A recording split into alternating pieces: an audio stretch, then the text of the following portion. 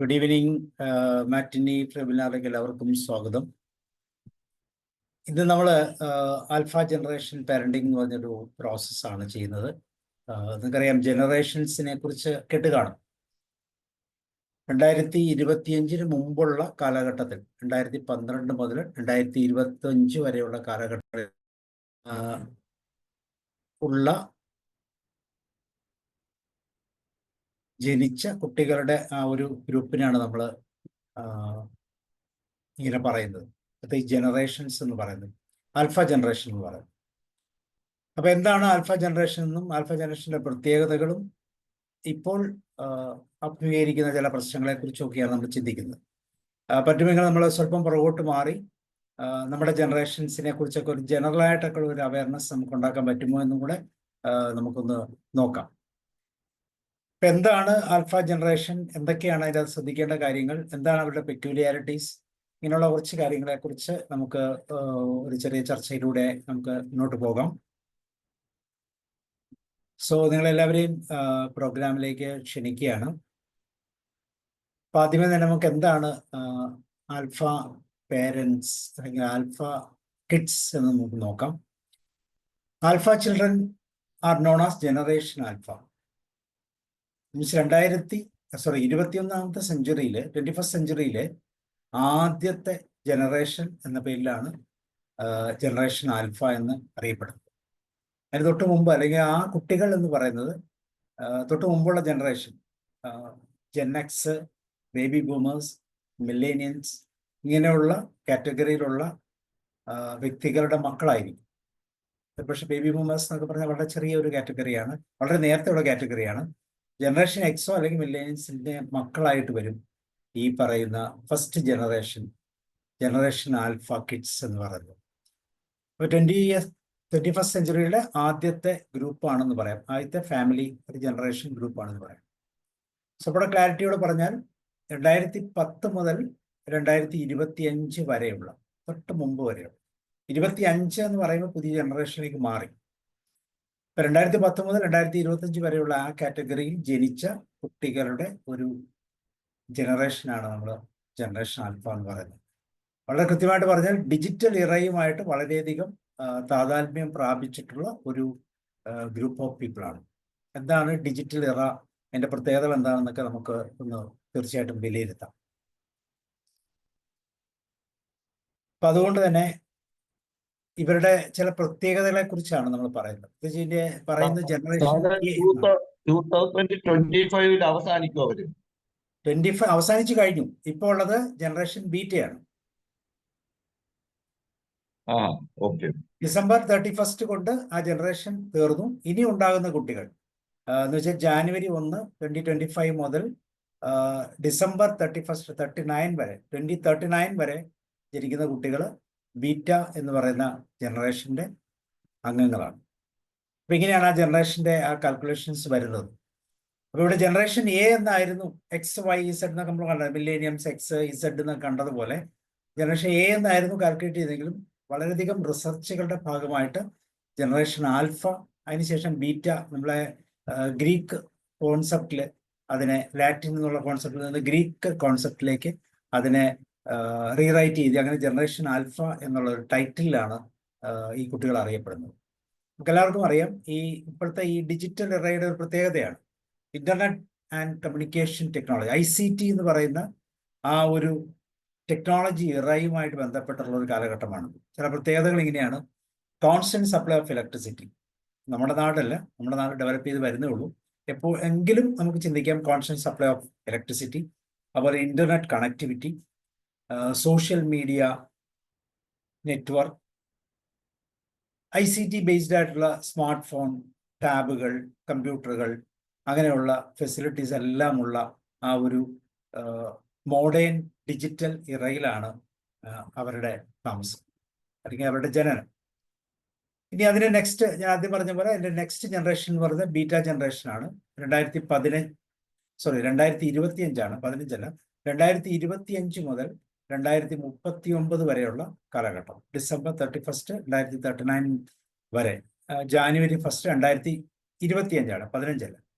അതുപോലെയുള്ള കാറ്റഗറിയിൽ വരുന്നത് നമ്മൾ അതിനെ ബീറ്റ ജനറേഷൻ എന്ന് പറയും. അപ്പൊ ഇപ്പോൾ ഉള്ള കുട്ടികൾ ഇന്ന് ഈ മാസം മുതൽ ജനിച്ച കുട്ടികളൊക്കെ ബീറ്റ ജനറേഷൻ എന്ന് പറയും. പക്ഷെ ഇതിൻ്റെ അകത്തൊരു ചെറിയ പ്രോബ്ലം ഉണ്ട്. നമ്മൾ ശ്രദ്ധിച്ചു നോക്കി അറിയാം, 2019 ശേഷം 19, 20 ആ കാലഘട്ടങ്ങളിൽ ഒരു കോവിഡിന്റെ ഒരു വലിയ പ്രോബ്ലം വന്നിരുന്നു. നമ്മളെല്ലാവരും എന്തായി, അകത്തേക്ക് കയറിയപ്പോൾ നമ്മുടെ ഡിജിറ്റൽ സംവിധാനങ്ങളെല്ലാം വളരെ പോപ്പുലറായി. കുട്ടികളൊക്കെ മോസ്റ്റ് മോഡേണായി. ഒരു ഡിജിറ്റൽ അറ്റ്മോസ്ഫിയറിലൂടെ അല്ലെങ്കിൽ ഡിജിറ്റൽ ഡിവൈസസിലൂടെ ക്ലാസ്സുകൾ കണ്ടക്ട് ചെയ്യുന്ന സമയമാണ്. അപ്പൊ ഏകദേശം കോവിഡിന്റെ കാലം മുതൽ ഈ സമയം വരെ ഏകദേശം ഈ 2025 ബീറ്റ ജനറേഷൻ തുടങ്ങി എന്ന് അനുമാനിക്കുന്ന ഒരു കൂട്ടം ആളുകളുണ്ട്, റിസർച്ചേഴ്സ് ഉണ്ട്. കാരണം ആ കാലഘട്ടത്തിൽ തന്നെ വളരെ പെട്ടെന്ന് ഒരു 4 വർഷം അല്ലെങ്കിൽ 3 വർഷത്തിന്റെ ആ സമയത്തിന് മുമ്പ് തന്നെ ബീറ്റ ജനറേഷൻ ഓൾറെഡി ആവിഷ്കരിക്കപ്പെട്ടു എന്ന് പറയുമെങ്കിലും യഥാർത്ഥത്തിൽ അത് തുടങ്ങുന്നത് 2025 മുതൽ 39 വരെയുള്ള കാലഘട്ടങ്ങളിലാണ്. നമുക്കറിയാം, ഇന്റർനെറ്റിന്റെ സംവിധാനങ്ങൾ, അല്ലെങ്കിൽ സ്മാർട്ട് ഫോൺ എന്ന് പറയുന്ന ആ ഒരു ഒറ്റ ഡിവൈസ് ഉപയോഗിച്ച് നമുക്ക് എല്ലാം നമ്മുടെ കയ്യിലേക്ക് എത്തുന്ന ഒരു രീതിയിലേക്ക് മാറി. അപ്പൊ അതുകൊണ്ട് തന്നെ ജനറേഷൻ ബീറ്റ എന്ന് പറയുന്നത് വളരെ നേരത്തെ ആയി എന്ന് അഭിപ്രായപ്പെടുന്ന ചില റിസർച്ചേഴ്സുമുണ്ട്. ജനറേഷന്റെ ഒരു ബേസ് രീതി ഇതാണ്. ഗ്രേറ്റസ്റ്റ് ജനറേഷൻ എന്ന് പറയുന്നത് 1901 മുതൽ 1927 വരെയുള്ള കാലഘട്ടമാണ്. പീപ്പിൾ ബോൺ ബിറ്റ്വീൻ 901 ആൻഡ് 1927, 1927 വരെ. അതിനുശേഷം സൈലന്റ് 1928 മുതൽ 1945 വരെയുള്ള കാലഘട്ടം. അതിനുശേഷം അറിയപ്പെടുന്നത് ബേബി ബൂമേഴ്സ് എന്നാണ്. 1946 മുതൽ നമ്മുടെ സ്വാതന്ത്ര്യത്തോടു കൂടിയൊക്കെ ചേർന്ന് 64 വരെയുള്ള കാലഘട്ടങ്ങൾ. പിന്നെ അറിയപ്പെടുന്നത് ജെൻ എക്സ് എന്നാണ്, 1965 to 80. ഒരുപക്ഷെ മെജോറിറ്റി ആളുകളും ഈ പറയുന്ന കാറ്റഗറി അല്ലെങ്കിൽ ബേബി ബൂമേഴ്സ് ആയിരിക്കും. നമ്മളിപ്പോൾ ഈ ഗ്രൂപ്പിലുള്ള മിക്കവാറും പേര് തന്നെ ഒന്നുകിൽ ബേബി ബൂമേഴ്സ് ആയിരിക്കും അല്ലെങ്കിൽ ജെൻ എക്സിൽ വരുന്നതായിരിക്കും. മില്ലേനിയസിലേക്ക് വരുമ്പോഴത്തേക്കും 1981 to 1996 വരെയുള്ള കാലഘട്ടമാണ്. Again Gen Z. ഇപ്പൊ ജെൻ എക്സ്, ജെൻ ഇസഡ്, വേണമെങ്കിൽ ജെൻ വൈ എന്ന് നമുക്ക് വേണമെങ്കിൽ മനസ്സിലൊന്ന് ഓർക്കാം. മില്ലേനിയൻസ് എന്ന് പറയുന്നത് ജെൻ വൈ എന്ന് വേണമെങ്കിൽ മനസ്സിലോർക്കാം, അങ്ങനെ എല്ലാ പേരും. ദെൻ ജെൻ ഇസഡ് എന്ന് പറയുന്നത് 1997 മുതൽ 2012 വരെയുള്ള കാലഘട്ടം. ജാനുവരി 1 മുതൽ ഡിസംബർ 31 വരെയുള്ള കാലഘട്ടമാണ് ഈ ഒരു ജനറേഷനെ കാൽക്കുലേഷന് വേണ്ടി ഉപയോഗിക്കുന്നത്. ആൻഡ് ഫൈനലി നമ്മൾ പറഞ്ഞു Gen Alpha, that is January 2012 മുതൽ ഡിസംബർ 25 വരെയുള്ള, ഡിസംബർ 31, 2025 വരെയുള്ള 24 വരെയുള്ള കാലഘട്ടം. ഇങ്ങനെയാണ് നിൽക്കുന്നത്. ഇപ്പോൾ ഓൾറെഡി നമ്മൾ 25 കംപ്ലീറ്റ് ചെയ്തത് കൊണ്ട് നമ്മളിപ്പോൾ നിൽക്കുന്നത് ജെൻ ബീറ്റ, ജനറേഷൻ ബീറ്റയിലാണ്. വളരെ സിമ്പിളായിട്ട് നമ്മളുടേതായ ഒരു രീതി പറയുവാണെങ്കിൽ നമുക്ക് ഇങ്ങനെ പറയാം. ജെൻ എക്സ് എന്ന് പറയുന്നത് 65 to 90 ആണ്.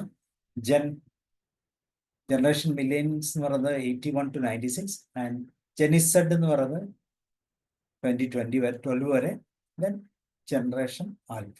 അപ്പൊ ഈ 4 കാറ്റഗറിയാണ് നമ്മളെ സംബന്ധിച്ചോളം നിൽക്കുന്നത്, ഏകദേശം നമുക്ക് നിൽക്കുന്നതെന്ന് വിചാരിക്കാം. ഇതിൽ ഈ പരമ്പരകളാണ് മുന്നോട്ട് പോയിക്കൊണ്ടിരിക്കുന്നത്. അപ്പൊ ഇവിടെ നമ്മൾ ശ്രദ്ധിക്കേണ്ട ചില ഏരിയകൾ ഇതാണ്. 3 സ്റ്റേജുകളാണ് ഏറ്റവും കൂടുതൽ ഇമ്പോർട്ടൻ്റ് ആയിട്ടുള്ളത്. ഒന്ന് ഇൻഫാന്റ്, ടോഡ്ലർ, ചൈൽഡ്, ടീൻ.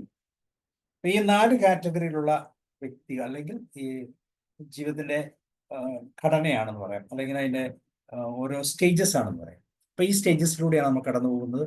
ആ സ്റ്റേജസിനെ നമുക്ക് വേണമെങ്കിൽ പറയാം, ജീവിതത്തിന്റെ പല ഘട്ടങ്ങളെ നമുക്ക് ഇങ്ങനെ എക്സ്പ്ലെയിൻ ചെയ്യാം. ദാറ്റ് ഈസ് ഇൻഫാൻസി, ശൈശവം, ബിലോ 2 years, ചൈൽഡ്ഹുഡ്, ബാല്യം 3 മുതൽ 12 വയസ്സ് വരെ, അഡോളസൻസ് എന്ന് പറയുന്ന 13 മുതൽ 19 വരെയുള്ള, ടീൻസ് എന്ന് പറയുന്ന ആ കാലഘട്ടമാണ് ഏറ്റവും പ്രാധാന്യമുള്ള കാലഘട്ടം. അതിനുശേഷം അഡൽട്ട്ഹുഡ്. അപ്പൊ തീർച്ചയായിട്ടും ഇൻഫൻസിയിലും ചൈൽഡ്ഹുഡിലും നമ്മൾ ആർജിച്ച കുറെ കാര്യങ്ങളുണ്ട്, അഡൽട്ട്ഹുഡിലുണ്ട്. അപ്പൊ ഇതിനെല്ലാം ഇൻഫ്ലുവൻസ് ചെയ്യുന്ന ഒരു ഏരിയ അല്ലെങ്കിൽ ഒരു റേഞ്ച് ഓഫ് ടൈം പീരീഡ് എന്ന് പറയുന്നത് അഡോളസൻസിന്റെ കൗമാര കാലഘട്ടമാണ്. ആ സമയത്ത് നമ്മൾ ആർജിക്കുന്നതാണ് സത്യത്തിൽ നമ്മുടെ ലൈഫിനെ ഏറ്റവും കൂടുതൽ മുന്നോട്ട് കൊണ്ടുപോകുന്നത് എന്നുള്ളത് കൊണ്ട് ഈ കാലഘട്ടം എന്ന് വെച്ചാൽ ആൽഫ ഏജിലുള്ള നമ്മുടെ കുട്ടികൾ ഓൾമോസ്റ്റ് ആൽഫ ഏജിലാണെന്ന് വിചാരിക്കാം, അല്ലെങ്കിൽ നമ്മൾ കാണുന്ന കുട്ടികളെല്ലാം തന്നെ ആൽഫ. അപ്പോൾ ഒരു അധ്യാപകരാണെങ്കിൽ തീർച്ചയായിട്ടും ആൽഫ ഏജിലുള്ള കുട്ടികളുമായിട്ടാണ് ഡീൽ ചെയ്യുന്നത്. ഒരു പരിധിവരെ മാതാപിതാക്കളും ഏകദേശം അങ്ങനെയാണെന്ന് വിചാരിക്കുക. അപ്പോൾ നമ്മളുടെ ജനറേഷനും ഈ ജനറേഷനും തമ്മിലുള്ള ആ ഡിഫറൻസിനെ കൃത്യമായിട്ടൊന്ന് അനലൈസ് ചെയ്യാനുള്ള ഒരു അവസരമായിട്ട് നമുക്കിത് കാണാം. ഈ ജനറേഷൻസിന്റെ ഗ്യാപ്പ് നമ്മളെപ്പോഴും പറയുന്നുണ്ട്, ജനറേഷൻ ഗ്യാപ്പാണ്. എൻ്റെ അപ്പൻ്റെ ജനറേഷൻ, എൻ്റെ ജനറേഷൻ, എൻ്റെ അപ്പൂപ്പൻ്റെ ജനറേഷൻ എന്നൊക്കെ പറയുന്ന ആ കാലഘട്ട ജനറേഷൻ ഗ്യാപ്പ് കൃത്യമായിട്ടും എവിഡൻ്റ് ആണ്. തീർച്ചയായിട്ടും പഴയ കാലത്ത് ജനറേഷൻ ഗ്യാപ്പ് ഉണ്ടായിരുന്നെങ്കിലും ഇപ്പോഴുള്ള ജനറേഷൻ ഗ്യാപ്പ് വളരെ എവിഡൻ്റ് ആയിട്ട് നമുക്ക് സ്പെസിഫിക് ആയിട്ട് കാണാം. അതിൻ്റെ കാരണങ്ങൾ ഈ ഡിജിറ്റൽ ഇറയുടെ ഒരു പ്രത്യേകത തന്നെയാണ് എന്ന് നമുക്ക് വിചാരിക്കാം.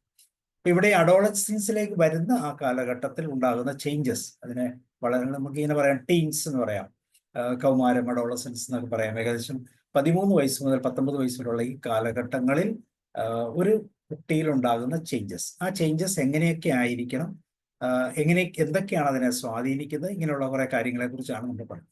ഇവിടെ ഒരു സോഷ്യൽ ആർക്കിടെക്ചർ എന്ന് പറഞ്ഞൊരു പാർട്ട് ഇവിടെ വരുന്നുണ്ട്.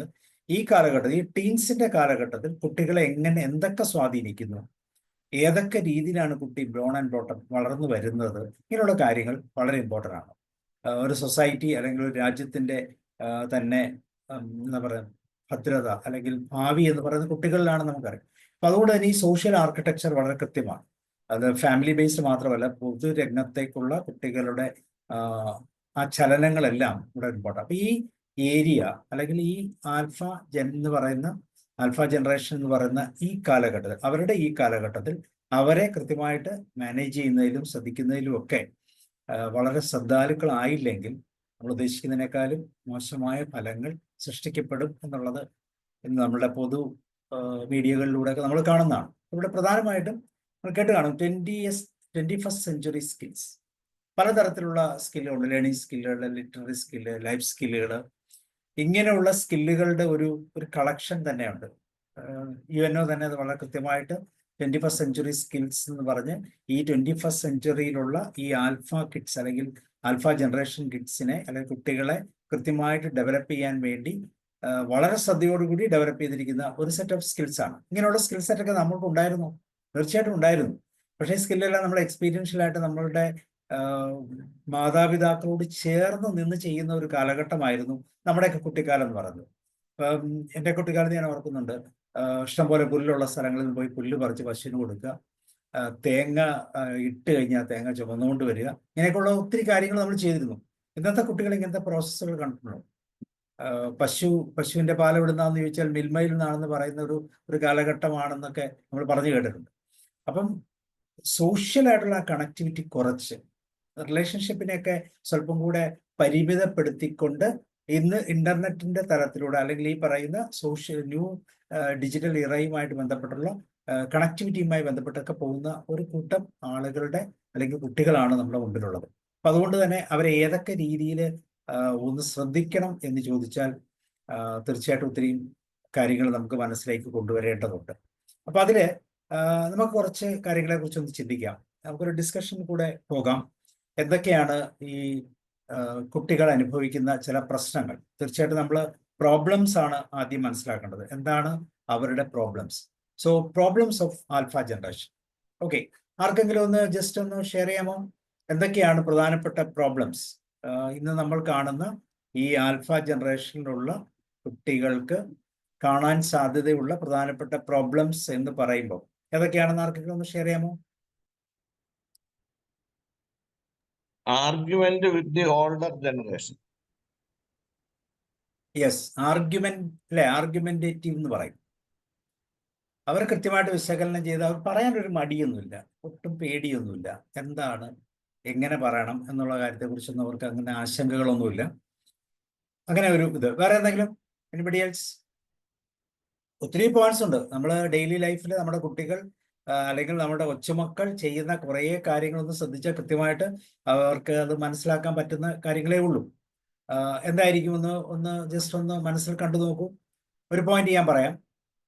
ക്ഷമ കുറഞ്ഞ ഒരു കാറ്റഗറിയിലുള്ള കുട്ടികളാണ്. ശരിയാണോ? ക്ഷമ കുറവാണോ അവർക്ക്? പെട്ടെന്ന് ഇപ്പൊ സാർ പറഞ്ഞില്ലേ ആർഗ്യുമെന്റേറ്റീവ് എന്ന് പറഞ്ഞില്ലേ, പെട്ടെന്ന് ആർഗ്യുമെന്റ്. യെസ്, പറഞ്ഞോ. അതുപോലെ അവർക്ക് ഷെയറിങ്ങിന് ഭയങ്കര മടിയായിരിക്കും. എന്തെങ്കിലും ഉണ്ടെങ്കിൽ അവർക്ക് ഷെയർ ചെയ്യാൻ, മറ്റുള്ളവരോട് ഷെയർ ചെയ്യാൻ ഭയങ്കര മടിയായിരിക്കും. അവരുടെ സാധനങ്ങളൊന്നും അവർ മറ്റുള്ളവർക്ക് കൊടുക്കില്ല. ഈ ഈവൻ സിബ്ലിങ്സിന് പോലും കൊടുക്കാൻ മടി കാണിക്കുന്നു ചില കുട്ടികൾ. പിന്നെ അവർക്ക് കോമ്പറ്റീറ്റൻസ് ഭയങ്കര കൂടുതലാ. ഒരു മത്സര ബുദ്ധി ഭയങ്കര കൂടുതലാ. പേരൻസ് കമ്പാരിസൺ വേണ്ടെന്ന് പറയുമ്പോൾ പോലും അവർ ചിലപ്പോൾ സ്വയം കമ്പയർ ചെയ്യുന്ന ഒരവസ്ഥ കാണാറുണ്ട്. എനിക്ക് ചെറിയ കുട്ടികളാണെങ്കിൽ പോലും അവളേക്കാൾ കൂടുതൽ മാർക്ക് എനിക്ക് കിട്ടണം എന്നുള്ളൊരു ആഗ്രഹം, അല്ലെങ്കിൽ അവളെ പോലെ എനിക്ക് മാർക്ക് കിട്ടുന്നില്ലല്ലോ, നെക്സ്റ്റ് ടൈം ഭയങ്കര മത്സര ബുദ്ധിയോടുകൂടി ഒക്കെ ചെയ്യുന്നത് അങ്ങനെ ഒരു കോമ്പറ്റേറ്റീവ് അറ്റ്മോസ്ഫിയറിലാണ് കുട്ടികൾ, അല്ലെ? മാതാപിതാക്കൾക്കൊപ്പം കുട്ടികൾ. സാറേ, ആ, പറയൂ സാർ. അവര് കൂടുതൽ ഫ്രീഡം ആഗ്രഹിക്കുന്നു, ഇൻഡിപെൻഡന്റ് ആകാൻ താല്പര്യമാണ്, മറ്റുള്ളവരുടെ കൺട്രോളിൽ വരാനായിട്ട് അത്ര പണ്ടത്തെ തലമുറയുടെ ഒരടുപ്പ് പോലും ഇല്ല. അത്രമാത്രം ഫ്രീഡം ആഗ്രഹിക്കുന്നവരാണ്. ആരെ അംഗീകരിക്കാനും അനുസരിക്കാനും തയ്യാറല്ല. അതെ, കറക്റ്റ്. പിന്നെ പറയുന്നെങ്കിലും അപ്പൊ നമുക്കൊരു പോയിന്റ് ഒന്ന് നോക്കാം. ക്ഷമക്കുറവ് എന്ന് പറയുന്ന ഒരു പോയിന്റ്. നമുക്ക് പേഷ്യൻസ് കുറവാണ്. നമ്മളൊക്കെ സാധാരണ സിനിമയൊക്കെ കാണുന്നവരാണ്. നമ്മൾ സിനിമ കാണുന്നത്, ഒരു സിനിമ എന്ന് പറഞ്ഞാൽ ഒരു 3 മണിക്കൂറൊക്കെ എടുക്കും. അതിൻ്റെ കൂടെ വരുന്ന കുറേ പരസ്യങ്ങളും എല്ലാം കൂടെ എങ്ങനെയാണെങ്കിലും നമ്മൾ വീട്ടിൽ തന്നെ ഇരുന്ന് കഴിഞ്ഞാൽ എങ്ങനെയാണെങ്കിലും ഒരു 2-2.5-3 മണിക്കൂർ കൊണ്ട് ഒരു സിനിമ കണ്ടു തീർക്കുന്നു. ഈ കുട്ടികളിൽ ഒരു സിനിമ കാണുവാണെങ്കിൽ എങ്ങനെയായിരിക്കും അവർ ചെയ്യുന്നത്? സിനിമയൊന്നും അവർ കാണാറില്ല എന്നുള്ളത് സത്യമാണ്. നമ്മൾ കാണുന്ന ഒരു സിനിമകൾ അവർ കാണാറില്ല, അവര് ഓടിച്ച് കാണും. അതാണ് അതിന്റെ പ്രത്യേകത. വളരെ ഫാസ്റ്റ്, അവർ റീലുകൾ ചെയ്യുന്ന പോലെ ഇങ്ങനെ ക്വിക്കായിട്ട് സ്പീഡിലാണ് പോകുന്നത്. ഇതാണ് ഇവിടെ ഏറ്റവും വലിയൊരു പ്രത്യേകത. വളരെ ഫാസ്റ്റ് ആയിട്ട് അവർക്ക് വേണ്ടതിനെ സെർച്ച് ചെയ്യുന്ന ഒരു സ്വഭാവം അവർക്ക് വളരെ ക്വിക്കാണ്. അവർക്ക് വേണ്ടത് mal കാണും. വേണ്ടത് മാത്രം. പണ്ടൊക്കെ നമ്മൾ പറയായിരുന്നല്ലേ, ഈ TV ഒന്നും ഇല്ലായിരുന്നെങ്കിൽ പഠിത്തമൊക്കെ ശരിയാക്കാമായിരുന്നു. ഇന്ന് നമ്മൾ തിരിച്ചാ പറയുന്നത്, ഈ TV-യിലേക്ക് കുട്ടികളൊന്ന് നോക്കിയിരുന്നെങ്കിൽ ശരിയാക്കാം. കാരണം കുട്ടികളുടെ ശ്രദ്ധ മുഴുവൻ ഇപ്പൊ മൊബൈലില്ല. എല്ലാവരും കൂടെ വരുന്ന ഒരു TV അല്ലെങ്കിൽ കാണാമായിരുന്നു, ഒരു സിനിമ കാണാമായിരുന്നു എന്നൊക്കെ നമ്മൾ ചിന്തിക്കും. പക്ഷെ ഇതൊന്നും പോസിബിൾ അല്ല ഇന്ന്. കാരണം കുട്ടികളെല്ലാം ഓരോരോ മുറികളിൽ അല്ലെങ്കിൽ അവരവരുടെ പേഴ്സണൽ ഡിവൈസുമായിട്ട് എപ്പോഴും അതുമായിട്ട് ഇന്ററാക്ഷനിലാണ്. ഒരു കോമൺ സ്പേസിൽ കുട്ടികളെ കിട്ടാത്ത രീതിയിൽ. കുട്ടികൾ മാത്രമല്ല കേട്ടോ, പേരൻസും ഒട്ടും മോശമല്ല. പേരൻസും അതേ രീതിയിൽ തന്നെയാണ്. നമ്മൾ ഓരോ അസൈൻമെന്റ്സുമായിട്ട് ചിന്തിച്ച് മുന്നോട്ട് പോകുമ്പോൾ കുറച്ചു നേരമൊക്കെ തീർച്ചയായിട്ടും ആ ഒരു കോമൺ കോൺസെപ്റ്റുകളെല്ലാം നഷ്ടപ്പെട്ടു. അപ്പോൾ ഇവിടെ ശ്രദ്ധിക്കുന്ന പോയിന്റ്, അവരുടെ വളരെ ഫാസ്റ്റ് ആയിട്ടുള്ള ഒരു അറ്റ്മോസ്ഫിയറിലാണ് അവർ. അവരുടെ മൂവ്മെന്റ്സ് ഒക്കെ ഫാസ്റ്റാണ്. പക്ഷെ അവരുടെ ബ്രെയിൻ മൂവ്മെന്റ്സ് മാത്രമേ ഉള്ളൂ. ഫിസിക്കൽ മൂവ്മെന്റ്സ് ഒക്കെ കമ്പാരിറ്റീവ്ലി കുറവാണ്. മറ്റൊരു പ്രത്യേകത എന്ന് പറയുന്നത് അനുകരണം എന്ന് പറയുന്ന ഒരു പാർട്ടാണ്. അനുകരണം. എന്താണ് ഈ അനുകരണത്തിന്റെ പ്രത്യേകത? ഇവര് ഡിജിറ്റൽ പരിസ്ഥിതിയിലാണ് ജീവിക്കുന്നത്. നമ്മൾ പറഞ്ഞത് ഡിജിറ്റൽ നേറ്റീവ്സ് ആണ്. നമ്മളൊക്കെ മൈഗ്രേറ്റഡ് ആൾക്കാരാണ്. അതുകൊണ്ടാണ് പലപ്പോഴും നമുക്ക് സംശയം തോന്നുന്നത്, അയ്യോ ഇതെങ്ങനെ ചെയ്യും, ഈ മൊബൈലിന്റെ ഇതെങ്ങനെ മാറിപ്പോയല്ലോ എന്നൊക്കെ ചോദിച്ച് നമ്മൾ കുട്ടികളുടെ അടുത്തേക്ക് ചെല്ലുമ്പോൾ അവർ പക്ഷേ ആ ഡിജിറ്റൽ നേറ്റീവ് ആയതുകൊണ്ട് കൃത്യമായിട്ട് അവർക്ക് മനസ്സിലാകുന്ന രീതിയിൽ, നിങ്ങൾ ആരെങ്കിലും യൂട്യൂബ് വീഡിയോ കാണുന്ന, എല്ലാവരും തന്നെ യൂട്യൂബ് വീഡിയോ കാണുന്നതായിരിക്കും. ആരെങ്കിലും 2x സ്പീഡിൽ കാണാറുണ്ടോ? 2x സ്പീഡ് എന്തിനാണ് ഇംപ്ലിമെന്റ് ചെയ്തിരിക്കുന്നത്? നമ്മൾ നോർമൽ സ്പീഡ് എന്ന് പറഞ്ഞൊരു സ്പീഡുണ്ട്, അതിനുശേഷം 1.5 ഉണ്ട്, ഇതിന്റെ ഇടയ്ക്കും റേഞ്ചുകളുണ്ട്. 2x എന്ന് പറഞ്ഞൊരു സ്പീഡുണ്ട്. സ്പീഡിൽ പെട്ടെന്ന് കണ്ട് തീർക്കാം. അങ്ങനെ നമ്മൾ കാണാറുണ്ടോ? ഇല്ല സാറേ, ഞാൻ അങ്ങനെ കാണാറില്ല. പക്ഷെ നമ്മൾ അങ്ങനെ കണ്ടു നോക്കണം. അങ്ങനെ കണ്ടു കഴിഞ്ഞാൽ ഈ കുട്ടികളുടെ ഒപ്പം നമുക്ക് എത്താൻ പറ്റുള്ളൂ. ഇപ്പൊ നമുക്കൊരു ക്ലാസ് കേൾക്കണം. ആ ക്ലാസ് കേൾക്കണമെങ്കിൽ 1 hour ഉള്ള ഒരു ക്ലാസ് 2x സ്പീഡിലാണെങ്കിൽ അരമണിക്കൂർ കൊണ്ട് അത് കേൾക്കാം. കുട്ടികൾ ആ സ്പീഡിലാണ് പോകുന്നത്. ഒരിക്കലും നമുക്ക് ആ സ്പീഡുമായിട്ട് ഒരിക്കലും കോമ്പീറ്റ് ചെയ്യാൻ പറ്റത്തില്ല, അല്ലെങ്കിൽ അവരുടെ ഒപ്പം എത്താൻ പോലും പറ്റത്തില്ല. അപ്പൊ അവരിപ്പോഴും അവർ ഡിമാൻഡ് ചെയ്യുന്നത് 2x മുകളിൽ 3x സ്പീഡ് വേണമെന്നാണ്. കാരണം അത്ര ക്വിക്കായിട്ട് അവർ ക്യാച്ച് ചെയ്യുക. ഞാനും അങ്ങനെയൊക്കെ ചെയ്യാറുണ്ട് കേട്ടോ. നമുക്ക് പഠനപരമായിട്ട് ബന്ധപ്പെട്ട വീഡിയോകൾ കാണുമ്പോൾ ഞാൻ എപ്പോഴും 2x കേൾക്കുന്നത്. 2x കേട്ട് കഴിഞ്ഞാൽ വളരെ ഫാസ്റ്റായിട്ട് കേൾക്കാം. പക്ഷെ ചില പ്രത്യേക കാര്യങ്ങൾ വരുമ്പോൾ നമുക്ക് സംശയം വന്നാൽ നമുക്ക് സ്പീഡ് കുറയ്ക്കാം. അപ്പൊ ഇത്ര ഫാസ്റ്റായിട്ട് കേട്ട് കഴിഞ്ഞാൽ പിന്നെ നോർമൽ ആയിട്ടുള്ള വീഡിയോ രീതി കേൾക്കാൻ പറ്റത്തില്ല. ഫാസ്റ്റായിട്ട് നമുക്ക് കേട്ട് പെട്ടെന്ന് അതിൻ്റെ കണ്ടന്റ് ക്യാച്ച് ചെയ്യുന്ന ഒരു രീതി നമുക്കുണ്ടാകും. ഇതാണ് കുട്ടികളിൽ ഉണ്ടാകുന്ന ഏറ്റവും പ്രത്യേകത ഉള്ള ഒരു രീതി. അപ്പോൾ വളരെ ഫാസ്റ്റായിട്ട്, അതുകൊണ്ടാണ് ആ ഫാസ്റ്റ് എന്ന് പറയുന്ന ഒരു വാക്ക് ഉപയോഗിക്കുന്നത്. പ്രത്യേകിച്ച് ഈ പറയുന്ന തൽക്ഷണം അറിവുകൾ കിട്ടണം, അപ്പം കിട്ടണം. അതാണ് അതിൽ പ്രത്യേകത. അതിനുവേണ്ടി ഇന്റർനെറ്റ്, സ്മാർട്ട് ഫോണുകളും എഡ്യൂക്കേഷൻ ആപ്പുകൾ, നമ്മളൊക്കെ പഠിച്ചിരുന്ന പുസ്തകം വായിച്ചിട്ടാണ്. ഇവർ പഠിക്കുന്ന അധികവും എഡ്യൂക്കേഷൻ ആപ്പുകൾ ഉപയോഗിച്ചിട്ടാണ്. പക്ഷെ ആപ്പുകളുടെ മുന്നിലുള്ള ചതികൾ, സാമ്പത്തികമായ ചതികൾ മാത്രമല്ല, കുട്ടികളുടെ ബ്രെയിനിലേക്ക് അത് കൊടുക്കുന്ന സയൻസ്, ഞാനിപ്പോൾ പറഞ്ഞതുപോലെ വളരെ ഫാസ്റ്റായിട്ട് അപ്രോച്ച് ചെയ്യാനുള്ള ഒരു രീതി ആ ബ്രെയിൻ സ്വായത്തമാക്കുകയാണ് ചെയ്യുന്നത്. അപ്പോൾ ഒത്തിരിയും പുതിയ എഡ്യൂക്കേഷണൽ പ്ലാറ്റ്ഫോമുകളുണ്ട്. ആ പ്ലാറ്റ്ഫോമുകളിൽ പെട്ടെന്ന് പഠിക്കാം. ട്യൂഷൻസ് ഒക്കെ ഇപ്പോൾ പൊതുവെ കുറയുകയാണ്, കൂടുതലും ഇതിനെ ഡിപ്പെൻഡ് ചെയ്യുന്നു. വൺസ് കുട്ടികൾ ഇതായിട്ട് അഡാപ്റ്റ് ചെയ്ത് കഴിഞ്ഞാൽ പിന്നെ അതിനെ റിലീസ് ചെയ്യാൻ പാടാണ്. അപ്പം ഇങ്ങനെയുള്ള എന്ത് സംശയം ഉണ്ടെങ്കിലും പെട്ടെന്ന് തന്നെ സാർ ആദ്യം പറഞ്ഞ പോലെ സ്വാതന്ത്ര്യത്തോടെ എവിടെയും തെരഞ്ഞു കാര്യങ്ങൾ കണ്ടുപിടിക്കുന്ന ഒരു ചിന്താശീലം തന്നെ മാറിപ്പോയി അല്ലെ. പിന്നെ ഭയങ്കര ക്രിയാത്മകതയാണ്. നമ്മൾ സാധാരണ ചെയ്യാത്ത പല കാര്യങ്ങളും കുട്ടികൾ ഈ പറയുന്ന യൂട്യൂബ് അവിടെയൊക്കെ കണ്ടിട്ട് വീട്ടിൽ വന്ന് ചെയ്യും. നമുക്ക് മനസ്സിലാകത്തില്ല എന്താ ചെയ്യുന്നത്. മൈൻഡ് ക്രാഫ്റ്റ്, റോബോക്സ് എന്നൊക്കെ പറഞ്ഞ ഒത്തിരി ഗെയിമുകൾ, ഓൺലൈൻ ഗെയിമുകളുടെ പ്ലാറ്റ്ഫോമുകളുണ്ട്. ആ പ്ലാറ്റ്ഫോമുകളിലൂടെയൊക്കെ കൃത്യമായിട്ട് അവർക്ക് ഈ കണ്ടന്റുകളെല്ലാം കൃത്യമായിട്ട് മനസ്സിലാക്കാൻ സാധിക്കും, എടുക്കാൻ സാധിക്കും. പിന്നെ മറ്റൊരു പ്രത്യേകത എന്ന് വെച്ച് കഴിഞ്ഞാല്, നമുക്ക് എല്ലാവർക്കും അറിയുന്ന പോലെ ഡിജിറ്റൽ ഗാഡ്ജറ്റുകൾ ഉപയോഗിക്കാൻ ഇവർ ഭയങ്കര നിപുണരാണ്. ഇവർക്ക് ആരാണ് ഇത് പഠിപ്പിച്ചത്? ജനിച്ചു വീഴ 6 മാസമായ കുട്ടിയും ഒരിക്കൽ ഒരു സ്മാർട്ട് ഫോൺ കണ്ടു കഴിഞ്ഞാൽ ഓട്ടോമാറ്റിക്കായിട്ട് അതിൽ പിടിച്ചെടുക്കാൻ ശ്രമിക്കും. അതിലെന്തോ ഉണ്ടെന്ന് മനസ്സിലാക്കുന്ന പ്രത്യേക സാങ്കേതിക വിദ്യയുടെ പരിജ്ഞാനം അവർക്കുണ്ട്. അതുകൊണ്ടായിരിക്കാം ജനറേഷൻ ആൽഫ എന്നൊക്കെ അവരെ വിളിക്കുന്നത് അല്ലേ. അപ്പൊ അതുകൊണ്ട് തന്നെ അങ്ങനെയുള്ള ചില പ്രത്യേകതകൾ. അതുപോലെ വിദ്യാഭ്യാസ മേഖലയിലെ മാറ്റങ്ങളുടെ ഭാഗം നമ്മൾ ചിന്തിക്കുമ്പോൾ ഡിജിറ്റൽ പഠന രീതികൾ കൃത്യമായിട്ട് ഉപയോഗിക്കാൻ കഴിവുള്ളവരാണിത്. ഒരുപക്ഷെ അധ്യാപകർക്ക് പോലും അത്ര പരിചയമില്ല. എങ്ങനെയാണ് മ്യൂട്ട് ചെയ്യുന്നതിൽ, എങ്ങനെയാണ് എല്ലാവരെയും, അങ്ങനെയൊക്കെ ഒത്തിരി കാര്യങ്ങളുണ്ട്. ഇതൊക്കെ ഇവർക്ക് വളരെ സിമ്പിളാണ്. ഗൂഗിൾ ക്ലാസ് റൂം, സൂമിന്റെ ക്ലാസ് റൂം, ഓൺലൈൻ, ഇങ്ങനെയുള്ള ഒത്തിരി സംവിധാനങ്ങളുണ്ട്. ഒത്തിരി ഗുണങ്ങളുണ്ട് കേട്ടോ. ഓൺലൈൻ ക്ലാസ്സുകളുടെ ഗുണങ്ങളൊക്കെ വളരെയധികമാണ്. ഇപ്പോൾ നമ്മളൊക്കെ അനുഭവിച്ചുകൊണ്ടിരിക്കുകയാണ്. വളരെ പ്രത്യേകപരമായ റിസോഴ്സുകൾ നമുക്ക് കൃത്യമായിട്ട് കൊടുക്കാൻ പറ്റും. പക്ഷെ പ്രശ്നങ്ങൾ എന്ന് പറയുന്നത് എഴുത്തും വായനയും എല്ലാം കുറയും അല്ലെ. വിവരങ്ങൾ വളരെ പെട്ടെന്ന് ലഭ്യമാകുന്നത് പോലെ തന്നെ പെട്ടെന്ന് നമ്മുടെ ബ്രെയിനിൽ നിന്ന് മായപ്പെടുകയും ചെയ്യും. നമ്മൾ എഴുതുകയും വായിക്കുകയൊക്കെ ചെയ്യുമ്പോൾ കൃത്യമായിട്ട് ബ്രെയിനിൽ അത് രേഖപ്പെടുത്താനുള്ള സമയക്രമങ്ങളുണ്ട്. ഇവിടെ അതെല്ലാം നഷ്ടപ്പെട്ടു പോകും. അപ്പം അതുകൊണ്ട് തന്നെ അങ്ങനെയുള്ള പല തരത്തിലുള്ള പ്രശ്നങ്ങൾ, അതുപോലെ ക്രിയേറ്റിവിറ്റിയൊക്കെ ഇമ്പ്രൂവ് ചെയ്യാൻ ഇപ്പോൾ ഒത്തിരി മാർഗങ്ങളുണ്ട്. ഡിജിറ്റൽ പഠന രീതികൾ തന്നെയുണ്ട്. സ്റ്റെം എന്നൊക്കെ പറയുന്ന എല്ലാം കൂടെ എല്ലാ വിഷയങ്ങളും സംയോജിച്ചിട്ടുള്ള വിദ്യാഭ്യാസ രീതികളെല്ലാം പ്രത്യേകം യൂസ് ചെയ്യുന്നുണ്ട്. പക്ഷെ ഇവിടെ ഏറ്റവും കൂടുതൽ പ്രശ്നം വരുന്നത് പലപ്പോഴും ഈ സോഷ്യൽ മീഡിയകളൊക്കെ ഉപയോഗിച്ച് മാനസികാരോഗ്യത്തിന്റെ അവസ്ഥ, സ്ക്രീൻ അഡിക്ഷൻ പോലുള്ള പ്രശ്നങ്ങളിലേക്ക് കടന്നു പോകും. അതുപോലെ ബ്രെയിൻ ഡോപ്പമൈൻ പ്രോസസ്സിങ് വളരെ കൂട്ടും. അതുപോലുള്ള സാഹചര്യങ്ങൾ പിന്നെ കിട്ടാൻ പറ്റാത്ത ഒരു സാഹചര്യം വരും. മറ്റൊരു ഏരിയ എന്ന് പറയുന്നത് കൾച്ചറൽ ഏരിയയാണ്. കൾച്ചറൽ ഫ്യൂഷൻ, സാംസ്കാരിക തലങ്ങളിൽ കുട്ടികളുടെ ആധിപത്യം കുറയുന്നു എന്നുള്ള ഒരു പ്രശ്നം അല്ലേ. പ്രത്യേകിച്ച് നമ്മൾ നോക്കിക്കഴിഞ്ഞാൽ കേരളം എന്ന് പറഞ്ഞാൽ ഒത്തിരി പാരമ്പര്യ കലകളും ആചാരങ്ങളും ഒക്കെ നിറഞ്ഞിരിക്കുന്ന സ്ഥലം. അങ്ങനെയുള്ള സ്ഥലങ്ങളിലേക്കെല്ലാം ഇപ്പൊ നമ്മുടെ വീട്ടിൽ തന്നെ ചില ഫങ്ഷൻസ് ക്ഷണിച്ചു കഴിഞ്ഞാൽ മിക്കവാറും മാതാപിതാക്കളായിരിക്കും പോകുന്നത്. കുട്ടികൾ പോകുന്ന സാഹചര്യങ്ങൾ കുറവാണ്.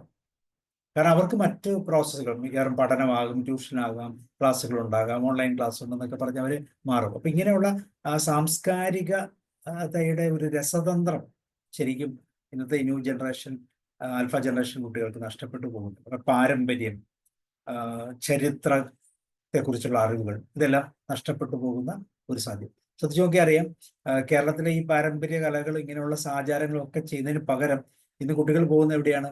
ഈ കൊറിയൻ സീരീസുകളിലേക്കും വെസ്റ്റേൺ മ്യൂസിക് അല്ലെ, ആനിമോ, മാർവൽ സീരീസ് എന്നൊക്കെ പറയുന്ന ഒത്തിരി ആരാധകരുടെ ഒരു ഗ്രൂപ്പിലേക്കാണ്. അവിടെ പോകുമ്പോൾ ഒരു പ്രത്യേകത എന്താണെന്ന് വെച്ചാൽ അതിഭയങ്കരമായ അനുകരണ സാധ്യതകളാണ്. മറ്റുള്ളവരെ അനുകരിക്കാനുള്ള സാധ്യതകൾ കൂടും. ശ്രദ്ധിച്ചു നോക്കാം, നമ്മളൊക്കെ ഒരു പ്രോഡക്റ്റ് വാങ്ങാൻ കടയിൽ പോയി വാങ്ങുമ്പോൾ ആരോടെങ്കിലും ചോദിക്കുന്നത് നല്ലതാണോ? ഇന്ന് കുട്ടികൾ അങ്ങനെയാണോ ചെയ്യുന്നത്? നമ്മൾ വീട്ടിൽ വാങ്ങുമ്പോൾ കുട്ടികൾ ആദ്യം അതിൻ്റെ കസ്റ്റമർ റിവ്യൂ വായിക്കും. എങ്ങനെയുണ്ട്, നല്ലതാണോ, പ്രയോജനകരമാണോ, എത്ര ബാഡ് മാർക്കുണ്ട്, പോസിറ്റീവ് എന്താണ്, ആ റിവ്യൂവിനെ അടിസ്ഥാനപ്പെടുത്തി മാത്രമേ അവർ വാങ്ങിക്കാറുള്ളൂ. അപ്പൊ അത്രമാത്രം ഈ പറയുന്ന രീതിയിൽ അവർ മുന്നോട്ട് പോയിരിക്കുന്നു. അതുപോലെ ഭാഷാപരമായിട്ട് ചിന്തിച്ചു കഴിഞ്ഞാൽ നമ്മളിപ്പോൾ മലയാളം എന്നുള്ള രീതിയിൽ ചിന്തിച്ചാൽ മലയാളവും ഇംഗ്ലീഷും കൂടെ ചേർത്തിട്ടുള്ള ഒരു കണക്ടിവിറ്റിയാണ് അവർ ഉപയോഗിക്കുന്നത്. മംഗ്ലീഷ് എന്നൊക്കെ പറയുന്ന പോലെ അല്ലേ. ഇംഗ്ലീഷും മലയാളവും കയറി വരും. മലയാളം തന്നെ പറയാനൊന്നും പോസിബിൾ അല്ല. ഒരു പരിധിവരെ നമുക്കും ഇപ്പം അത് പറ്റുന്നില്ല. അതുപോലെ നമ്മളത് പറഞ്ഞു, വിനോദവും സംഗീതം ഇങ്ങനെയുള്ള എക്സ്ട്രാ കരിക്കുലർ ആയിട്ട് വരുന്ന ആക്ടിവിറ്റീസ്. പണ്ടൊക്കെ നമ്മൾ തൊടികളിൽ പോയി ഗ്രൗണ്ടിൽ പോയി കളിക്കുമായിരുന്നു. അങ്ങനെയൊക്കെയുള്ള സാധ്യതകളൊക്കെ നമുക്കുണ്ടായിരുന്നു. പക്ഷെ ഇന്ന് ഈ കുട്ടികൾ അങ്ങനെയല്ല. അവരധികവും ശരിക്കും പറഞ്ഞ അകത്തേക്ക് ഉൾവലിയുന്ന ഒരു ടൈപ്പാണ്. പലപ്പോഴും അവര് സോഷ്യൽ മീഡിയയിലുള്ള പ്ലാറ്റ്ഫോമുകൾ, OTT പ്ലാറ്റ്ഫോം എന്നൊക്കെ നമ്മൾ കേട്ടിട്ടുണ്ട്. അങ്ങനെയുള്ള പ്ലാറ്റ്ഫോമുകൾ ഉപയോഗിച്ച് വിനോദ മാധ്യമങ്ങളിൽ കൃത്യമായിട്ട് ശ്രദ്ധിക്കപ്പെടുന്ന രീതിയിലുള്ള കാര്യങ്ങൾ ചെയ്യുന്നവരാണ്. ഭക്ഷണക്രമങ്ങളോ നമ്മളൊന്ന് ശ്രദ്ധിച്ചു നോക്കൂ. ഇപ്പൊ വീട്ടിലാരുമില്ല, അച്ഛനും മോളും മാത്രമേ ഉള്ളൂ വിചാരിക്കുക. മോളോട് പറയാണ് എനിക്ക് ഭക്ഷണം വേണം, ഇന്ന ഫുഡുകളുണ്ട്, ഇന്ന കാര്യങ്ങളൊക്കെ ഇവിടെ ഇരിപ്പുണ്ട്, ഉണ്ടാക്കി തരാൻ പറഞ്ഞാൽ തീർച്ചയായും വളരെ പെട്ടെന്ന് തന്നെ കുട്ടിക്ക് ഗൂഗിളിലൂടെ യൂട്യൂബിലൂടെ കൃത്യമായിട്ട് ഏതെങ്കിലുമൊക്കെ ഭക്ഷണം കൃത്യമായിട്ട് ഉണ്ടാക്കാൻ സാധിക്കും. അതുപോലെ തന്നെ ഭക്ഷണത്തിന്റെ ശൈലികൾ മാറി അല്ലെ. പാസ്ത, പിസ്സ, ബർഗർ എന്നൊക്കെ പറയുന്ന പുതിയ പേരുകളിലാണ് അറിയപ്പെടുന്നത്. ഇതൊക്കെ ഒന്ന് രുചിച്ചു കഴിഞ്ഞാൽ നമ്മുടെ മുഖത്തുണ്ടാകുന്ന ഭാവവ്യത്യാസങ്ങളൊക്കെ ഒരു പ്രത്യേകത ഉള്ള കാര്യം. അപ്പൊ ഇങ്ങനെ പല തലങ്ങളിൽ ഈ ഡിഫറൻസ് വളരെ കൃത്യമായിട്ട് നമുക്ക് വിസിബിൾ ആണെന്നുള്ളതാണ്. ഓക്കെ, ഇതല്ലാതെ വേറെ എന്തെങ്കിലും പറയാമോ? Problems of alpha generation. സാറേ, ഭക്ഷണത്തിന്റെ കാര്യം പറഞ്ഞപ്പോഴേ ആ, ഓർക്കുക, ഭക്ഷണം വേണമെന്ന് പറഞ്ഞാൽ എന്ത് ഭക്ഷണമാണ് വേണ്ടതെന്ന് ആദ്യം ചോദിക്കും. എന്ത് പ്രിപ്പറേഷൻ നടത്താത്തതെന്ന് ചോദിച്ചാൽ ഞാനൊക്കെ എല്ലാം റെഡിയാക്കിയേക്കാന്ന് പറയും. കറക്റ്റ് ടൈമിന് സാധനം വീട്ടിലെത്തിയിരിക്കും. അതാണ് മറ്റൊരു പ്രത്യേകത. നമ്മുടെ ടേസ്റ്റ് അല്ല കുട്ടികളുടെ ടേസ്റ്റ്. അത് പാചകം ചെയ്തുണ്ടാക്കിയൊന്നും ചോദിക്കാനും പറയാനും നിർബന്ധിക്കാതെ ഇരിക്കുന്നതാണ് അത് തൃപ്തിയോടെ കഴിക്കാൻ കൂടുതലാണ്.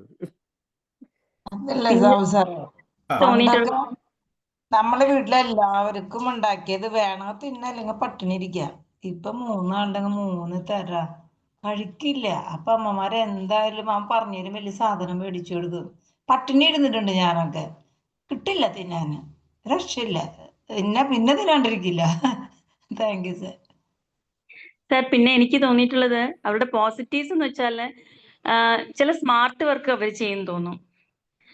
നമ്മളോട് ചോദിക്കാം അമ്മ എന്തിനും എന്താ സാർ ക്രിയേറ്റീവ് വർക്ക്. അതായത് അമ്മ നമ്മള് നടന്ന വഴിയിൽ കൂടെ നടക്കത്തുള്ളൂ, ഇങ്ങനെയാണ് എന്നെ.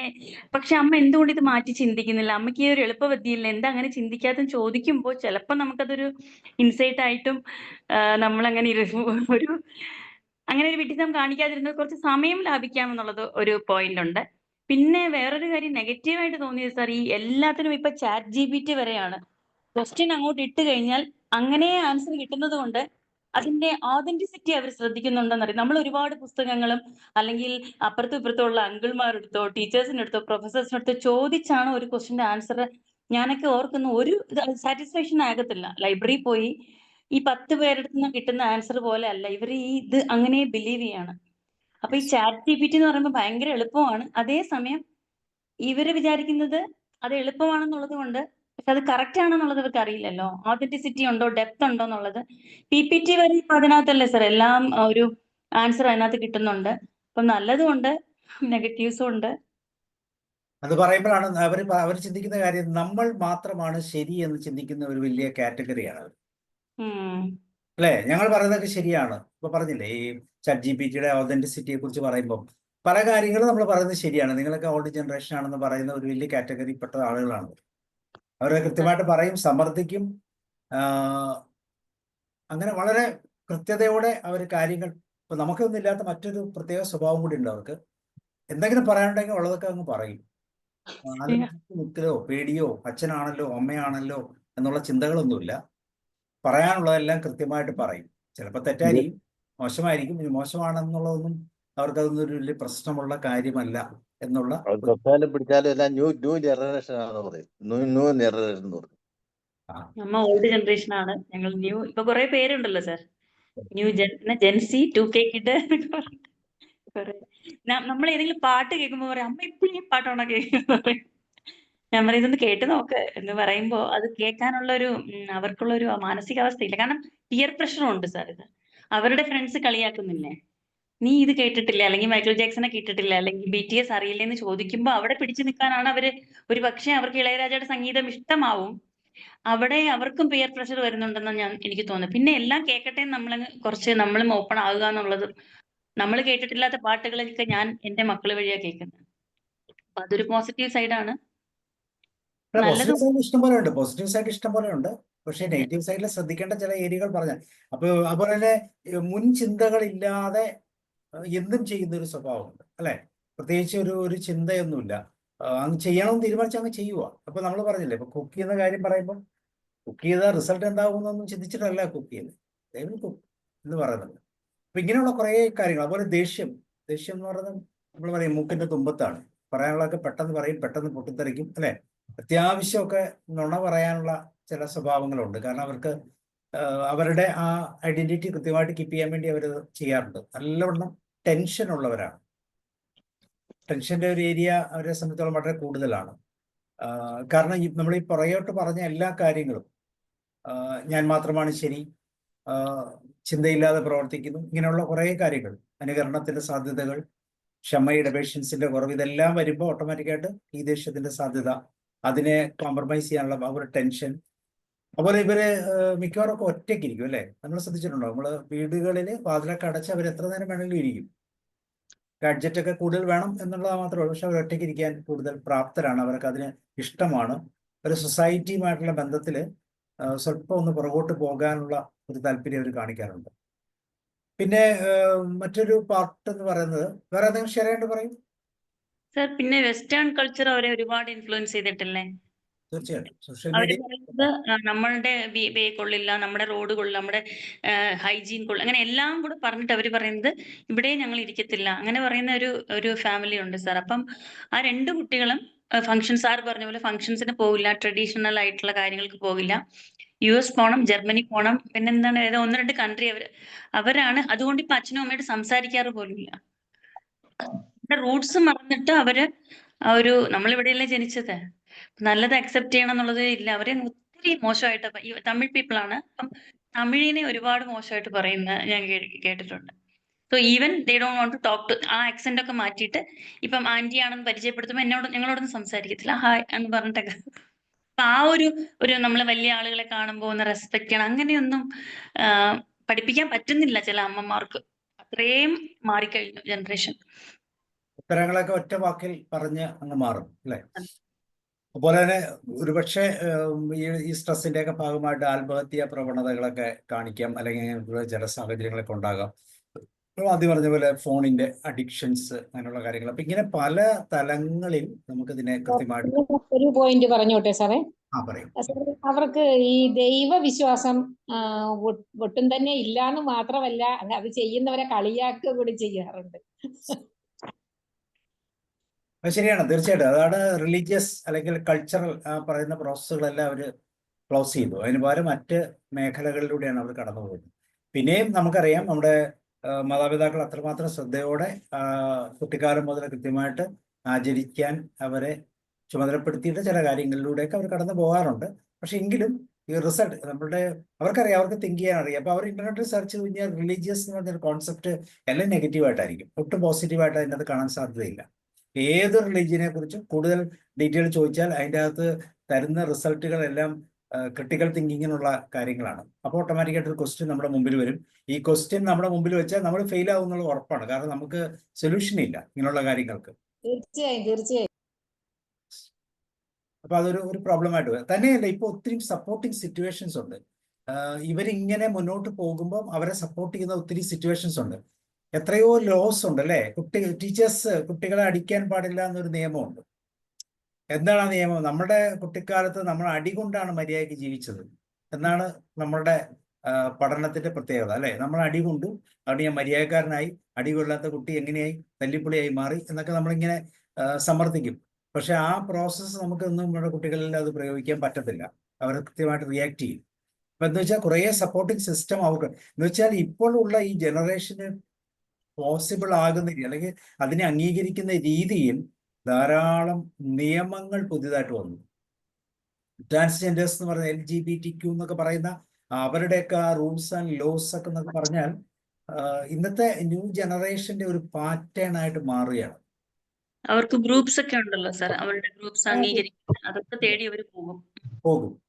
അപ്പൊ നമുക്കറിയില്ലേ, നമ്മള് ശ്രദ്ധിച്ചു നോക്കിയാൽ ചില ക്ഷമയുടെ സ്വയംവരം ആ ഒരു കുട്ടിയെ തന്നെ വിവാഹം കഴിച്ച ഒരു ന്യൂസ് നമ്മൾ കേട്ടിട്ടുണ്ട്. ആ കുട്ടിയെ തന്നെ, ഒരു പെൺകുട്ടിയെ തന്നെ വിവാഹം കഴിക്കുന്നു. സോ അതിനെ സപ്പോർട്ടിങ് ആയിട്ടുള്ള കുറെ ലോസ് അല്ലെങ്കിൽ ഇതെല്ലാം വരുന്നുണ്ട്. അപ്പൊ ഇതെല്ലാം ഈ ജനറേഷൻസിന്റെ ന്യൂ തിങ്കിങ്ങിനനുസരിച്ചുള്ള കുറെ കാര്യങ്ങൾ കടന്നു വരികയാണ്. അതുപോലെ തന്നെ സാറേ, ഒരു ലേറ്റസ്റ്റ് ഇപ്പോൾ ഉള്ളത് വിവാഹത്തിന് താല്പര്യമില്ലാത്ത കുട്ടികളാണ് കൂടുതലും.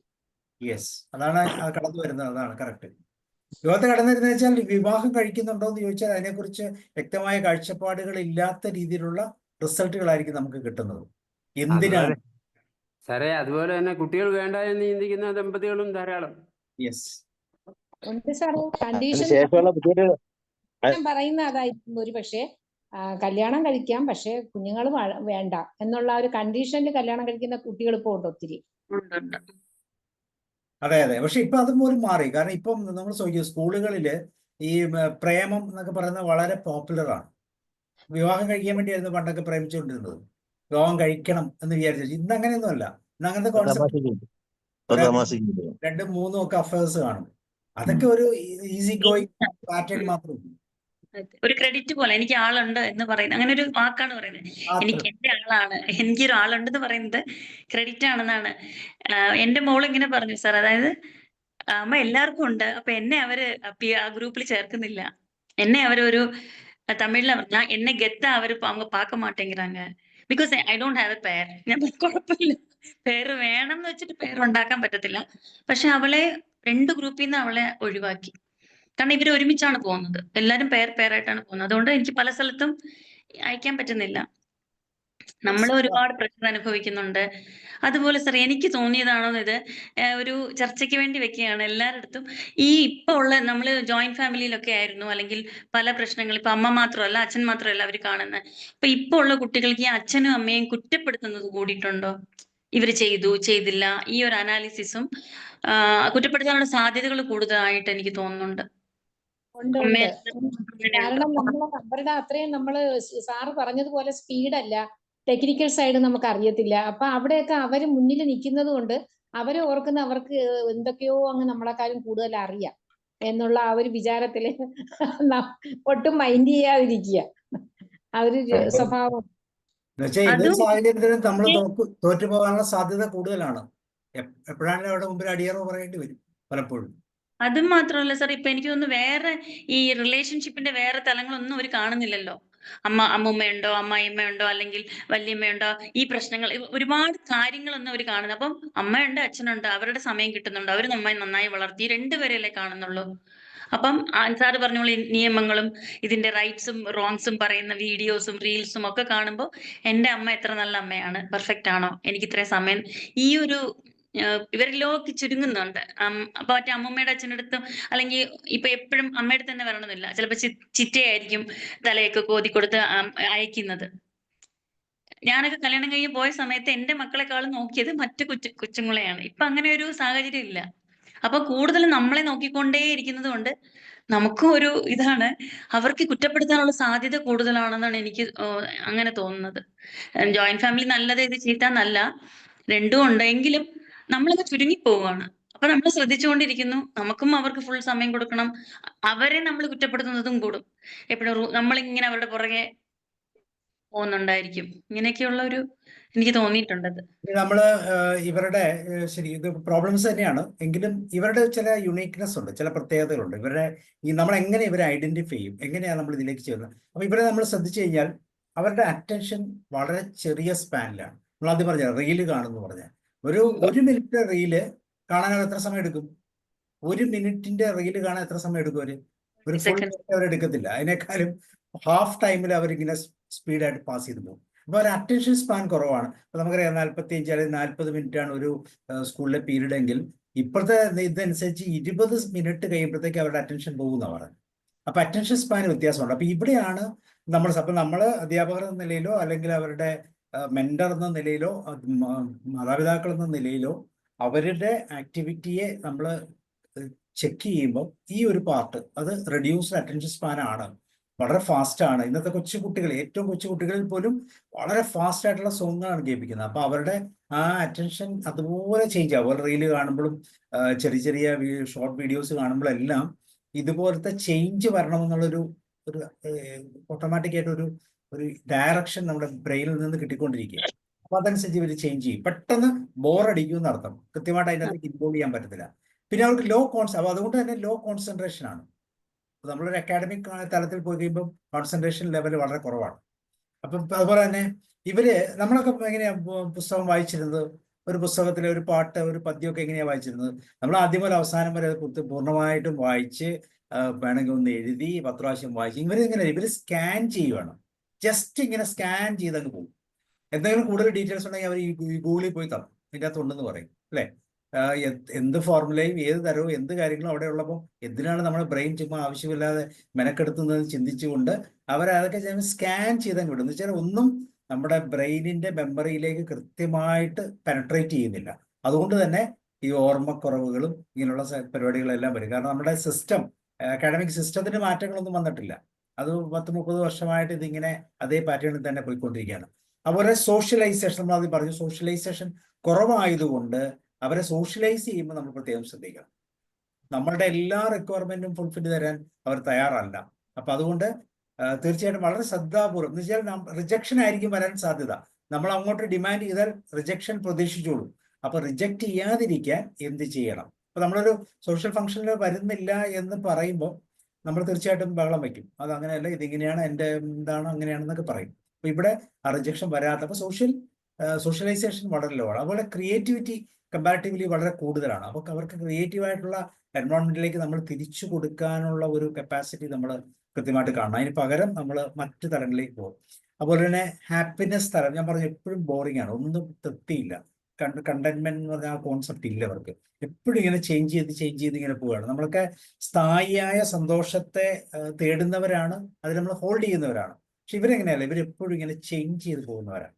അപ്പൊ അതുകൊണ്ട് തന്നെ ടെൻഷനും സ്ട്രെസ്സൊക്കെ കൂടാനുള്ള സാധ്യത. പിന്നെ മെന്റൽ ഇഷ്യൂസ് ഡെഫിനറ്റ്ലി, കാരണം അവരുടെ ഉറക്കം, അവരുടെ ഫുഡ്, അവരിക്കുന്ന സമയത്ത് ഫുഡ് കഴിക്കത്തില്ല, അല്ലെങ്കിൽ കൃത്യമായി ഉറങ്ങത്തില്ല, ന്യൂട്രീഷ്യസ് ആയിട്ടുള്ള ഫുഡ് കഴിക്കത്തില്ല, നമ്മുടെ ഹോം മെയ്ഡ് നാച്ചുറൽ ഫുഡ്സ് ഒന്നും അവർ കഴിക്കാൻ താല്പര്യപ്പെടത്തില്ല.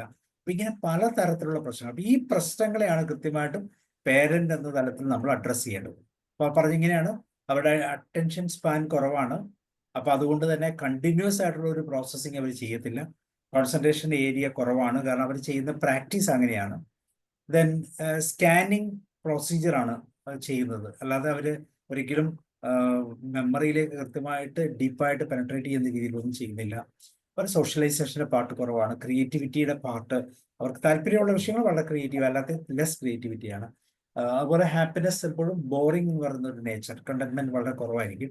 അപ്പോൾ മെന്റൽ ഹെൽത്ത് ഇഷ്യൂസ് ഇങ്ങനെയുള്ള കാര്യത്തിൽ അവരെ സംബന്ധിച്ചോളം ശാരീരികമായിട്ട് കുഴപ്പമുണ്ടാകത്തില്ല, പക്ഷെ ശാരീരികമായിട്ട് പ്രശ്നമുണ്ട്. കാരണം കൂടുതൽ സമയം അവര് ഒരു സിറ്റിംഗ് പോസ്ചറിലായിരിക്കും. ഒരു മൂവ്മെന്റ്, നമ്മുടെ കാലത്തൊക്കെ വളരെയധികം പുറത്തേക്ക് ഇറങ്ങി ഒത്തിരിയും ആക്ടിവിറ്റികളിൽ പങ്കെടുക്കുന്നതിന് പകരം എന്നവർ പലപ്പോഴും ഒരു ഒറ്റപ്പെട്ട അവസ്ഥയിൽ സ്വല്പം കൂടെ ഒരു സ്വാതന്ത്ര്യം ഫീൽ ചെയ്യുന്ന രീതിയിലേക്കൊക്കെ പോകുന്ന ഒരു രീതി കാണുന്നുണ്ട്. പിന്നെ എന്താണ് ഇവരെ മുന്നോട്ട് മാറ്റാനുള്ള ഒരു സൊല്യൂഷൻ? അപ്പൊ നമ്മളിപ്പോൾ പറഞ്ഞ ഈ കാര്യങ്ങൾ, അവരുടെ ആ പെക്യൂലിയാരിറ്റി കൃത്യമായിട്ട് ഐഡന്റിഫൈ ചെയ്ത് അതിനെ നമ്മൾ കൃത്യമായിട്ട് മാനേജ് ചെയ്യുക എന്നുള്ളത് തന്നെയാണ് വിഷയം. പ്രധാനമായിട്ട് നമ്മൾ ചെയ്യുന്ന കാര്യം പ്രോപ്പർ ആയിട്ടുള്ള കെയർ കൊടുക്കുക. ലിമിറ്റഡ് ആക്സസ് ആണെങ്കിൽ പോലും ആ ലിമിറ്റഡ് ആക്സസിൽ ഏറ്റവും കവറപ്പ് ചെയ്യുന്ന രീതിയിലുള്ള കൃത്യമായിട്ടുള്ള കെയർ കൊടുക്കാൻ അറിഞ്ഞിരിക്കുക, അറിഞ്ഞു കൊടുക്കുക. അവരെ ജസ്റ്റ് അവരുടെ ഡിസ്ട്രാക്ഷനിലേക്ക് പോകാത്ത രീതിയിൽ. പിന്നെ വരുന്നത് ബെസ്റ്റ് കമ്മ്യൂണിക്കേഷൻ, നല്ലോണം ഒരു പ്രോപ്പർ കമ്മ്യൂണിക്കേഷൻ ഉണ്ടാക്കിയെടുക്കുക.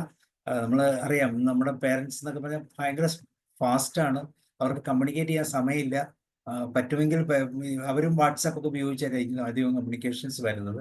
ഇച്ചിരി സേഫ് അതാണെന്ന് പോലും വിചാരിക്കുന്നവരുണ്ട്. നേരത്തെ മുഖത്ത് നോക്കി പറയുന്നതിനേക്കാളും സേഫാണ് ഈ പറയുന്ന ഗാഡ്ജറ്റ് ഉപയോഗിച്ച് കമ്മ്യൂണിക്കേറ്റ് ചെയ്താൽ എന്ന് പറയുന്ന വ്യക്തികളുമുണ്ട്. അതുപോലെ തന്നെ മോർ കൺസിഡറേഷൻസ്, നല്ല മോട്ടിവേഷൻസ്, കൂടുതൽ അവരെ അംഗീകരിച്ചുകൊണ്ട് റെക്കഗ്നൈസ് ചെയ്തുകൊണ്ട് അല്ലെങ്കിൽ മോട്ടിവേറ്റ് ചെയ്തുകൊണ്ട് മുന്നോട്ട് പോവുക. ഇതെല്ലാമാണ് അവർക്ക് ചെയ്യാനുള്ളത്. പിന്നെ നമുക്ക് പറയാനുള്ള ഒരു പ്രധാനപ്പെട്ട പോയിന്റ്, തീർച്ചയായിട്ടും അവരുടെ സെൽഫ് പാർട്ട്, സെൽഫ് എന്ന് പറയുമ്പോൾ സെൽഫ് എസ്റ്റീം ആകാം, സെൽഫ് കോൺഫിഡൻസ് ആകാം, സെൽഫ് ഇമേജ് ആകാം, സെൽഫ് അവയർനെസ് ആകാം, സെൽഫ് കോൺസെപ്റ്റ് ആകാം, റിലയൻസ് ആകാം, അല്ലെങ്കിൽ സെൽഫ് ഡിസിഷൻ മേക്കിംഗ് കപ്പാസിറ്റി ആകാം. ഏതാണെങ്കിലും ആ സ്വന്തം എന്ന് പറയുന്ന ആ പാർട്ട് കൂടുതൽ പവർഫുൾ ആക്കി നിൽക്കുക. ഇതിന് വേണമെങ്കിൽ തീർച്ചയായിട്ടും നമുക്കൊരു എയിം അവരെ സെറ്റ് ചെയ്യേണ്ടി വരും. ആ എയിമിലൂടെ അവരെ നടത്തേണ്ടി വരും.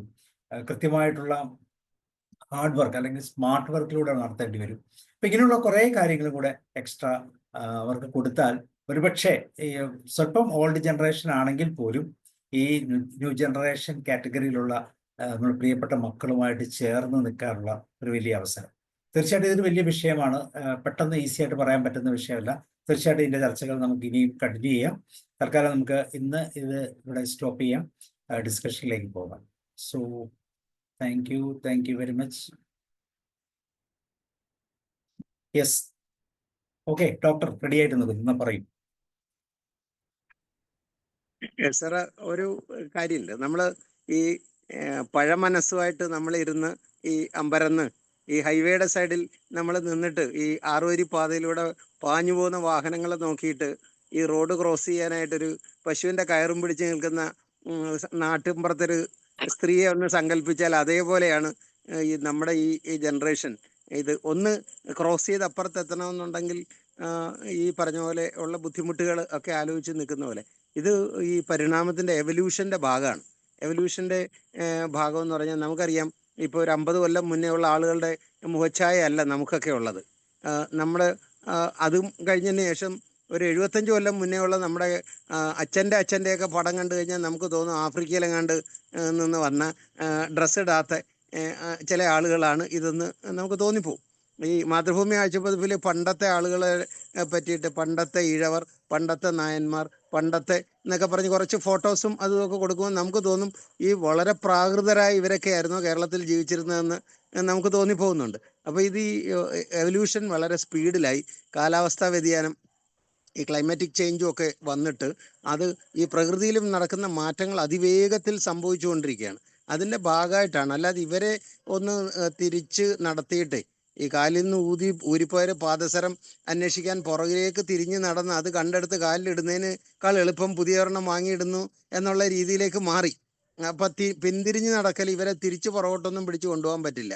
ഇതിന് ആരാണ് ഉത്തരവാദി എന്ന് ചോദിച്ചു കഴിഞ്ഞാൽ, ഒന്ന് ഈ ഗ്ലോബലൈസേഷൻ്റെ ഭാഗമായിട്ട് നമ്മുടെ ഇടപാട് സ്ഥലങ്ങൾ വളരെ വിസ്തൃതമായി, വളരെ വർദ്ധിച്ചു. ഇപ്പോൾ ഈ വിദേശത്തു നിന്ന് വരുന്ന മക്കളൊക്കെ കമ്പയർ ചെയ്യുന്നത് US-ലും ജർമ്മനിയിലും ഓസ്ട്രേലിയയിലും കാനഡയിലും ഒക്കെ അവർക്ക് ഫോണിൽ കൂടെ തന്നെ എല്ലാ കാര്യങ്ങളും, എയർ ടിക്കറ്റ് ബുക്ക് ചെയ്യലും മുതൽ അവരുടെ ഡ്രൈവിംഗ് ലൈസൻസ് പുതുക്കലുള്ള സകല കാര്യങ്ങളും അവർക്ക് ചെയ്യാൻ പറ്റുമ്പം കേരളത്തിലേക്ക് വന്നു കഴിഞ്ഞ് ഈ ഒരു എന്താ പറയുക, വില്ലേജ് ഓഫീസിൽ പോയി അവിടെ ചെന്നിട്ട് ഒരു കടലാസ് കൊടുത്ത് അങ്ങോട്ട് നികുതി അടയ്ക്കാൻ വേണ്ടി 5 പ്രാവശ്യം നടന്ന് എന്നിട്ട് 12 രൂപ നികുതി കൊടുക്കാൻ വേണ്ടിയിട്ട് 10,600 രൂപ ചിലവാക്കി. അങ്ങനെയൊക്കെ ഇത് കാണുമ്പോൾ ഈ പിള്ളേർ നാട് വിട്ട് ഓടിപ്പോകുന്നു. അതിന് യാതൊരു സംശയമില്ല. പിന്നെ ഈ മറ്റൊരു പ്രധാനപ്പെട്ടൊരു കാര്യം എന്ന് പറഞ്ഞാൽ ഈ പേരൻസ് തന്നെയാണ് ഉത്തരവാദികൾ. ഈ പേരൻസ് മറ്റുള്ളവരുമായിട്ട് ബന്ധപ്പെടുത്താതെ കുട്ടിയുടെ പഠിത്തം എന്ന് പറഞ്ഞ് കഥകടച്ചിരുത്തുകയും ഉത്സവത്തിന് കൊണ്ടുപോകാതെയും ഈ ഗ്രാൻഡ് പേരൻസിനെ വിസിറ്റ് ചെയ്യാൻ കൊണ്ടുപോകാതെയൊക്കെ ഇരുന്ന് കഴിഞ്ഞതിന് ശേഷം അയ്യോ എൻ്റെ മോൻ നോക്കുന്നില്ലേ എന്ന് പറയുന്ന ഒരു വശം അതിലുണ്ട്. അത് നമ്മുടെ ഗ്രാമീണ രീതിയിലാണ്. ഇനി നമുക്ക് ഇതിനെ ഒന്നും തിരിച്ചു പിടിക്കാൻ പറ്റില്ല. ഇത് അതിവേഗത്തിൽ ഈ പിള്ളേർ പറക്കും. പണ്ട് നമ്മൾ US-ലും ഒക്കെ ഈ പ്രായപൂർത്തിയായി കഴിഞ്ഞാൽ മക്കൾ മാറി താമസിച്ചോണം എന്ന് പറഞ്ഞ് അവരെ ഒഴിവാക്കി വിടുന്നത് പോലെ നമ്മുടെ പിള്ളേർ ഒഴിവായി പോവും. അതിന് നിങ്ങളിവിടെ അവർക്ക് കാറും മേടിച്ചു വെച്ച് അടുത്ത പറമ്പ് വാങ്ങി പെൻഷൻ കാശ് കൊണ്ട് അവിടെ വീടും കെട്ടി വെച്ചിട്ട് അവൻ വന്ന് താമസിക്കുന്നില്ല എന്നൊക്കെ പറഞ്ഞാൽ എനിക്ക് വീടും വേണ്ട. അത് ഒരു ഉദാഹരണം ഞാൻ തന്നെയാണ്. കാരണം അന്ന് വളരെ കഷ്ടപ്പെട്ട് ഞാനും ഭാര്യയും കൂടെ ഒക്കെ തുപ്പൽ കുടിച്ചുകൊണ്ട് സ്ഥലങ്ങളും അതും ഇതും ഒക്കെ വാങ്ങിയിട്ട് മക്കൾക്ക് വേണ്ടി സമ്പാദിച്ചു എന്നൊക്കെ പറഞ്ഞ് പിള്ളേരെ വഴിക്ക് തിരിഞ്ഞു നോക്കുന്ന പോലും ഇല്ല. അതിൻ്റെ കാര്യം പറയുന്നുണ്ട്, ആ സ്ഥലം ഒന്ന് കാണാവിടെ എന്ന് പറഞ്ഞ് പിന്നെ അതൊന്നും വേണ്ട, അച്ഛനതൊക്കെ വിറ്റ് കളയും, എന്നിട്ട് ആ പൈസ സ്ഥലം വാങ്ങാൻ വേര് കെട്ടാൻ തന്നെ എന്നൊക്കെ പറഞ്ഞിട്ട് നമ്മുടെ കൺസെപ്റ്റ് മാറിപ്പോയി. അപ്പം നമ്മൾ അതിനെ ഒന്നും തിരിച്ചു പിടിക്കാൻ പറ്റില്ല.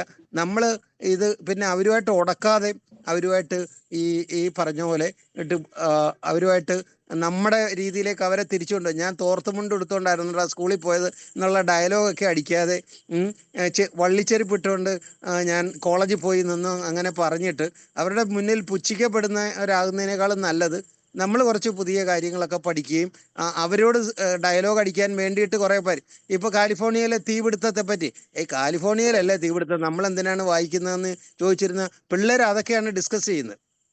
നമ്മൾ പറയും ഈ പാലക്കാട് കോട്ടമൈതാനത്ത് തീ ഇല്ലല്ലോ, പിന്നെ നമ്മളെന്തിനാ കാലിഫോർണിയയിലെ തീ എന്ന് പറയുന്നത് പോലെ നമ്മൾ മാറുക എന്നല്ലാതെ ഈ പിള്ളേരെ തിരിച്ചു പിടിക്കാനേ പറ്റില്ല. കാരണം അവരുടെ ഈ DNA അതിവേഗത്തിൽ ചിന്തിക്കാനും ഒക്കെ പര്യാപ്തമാകുന്ന രീതിയിൽ ബ്രെയിൻ കപ്പാസിറ്റിയൊക്കെ മാറിക്കഴിഞ്ഞു. നമുക്ക് അവരോട് പഴയ ഇലയിട്ട് സദ്യ ഉണ്ണാൻ വരാൻ പറഞ്ഞാൽ പിള്ളേർ പോയി പണി നോക്കാൻ പറയും.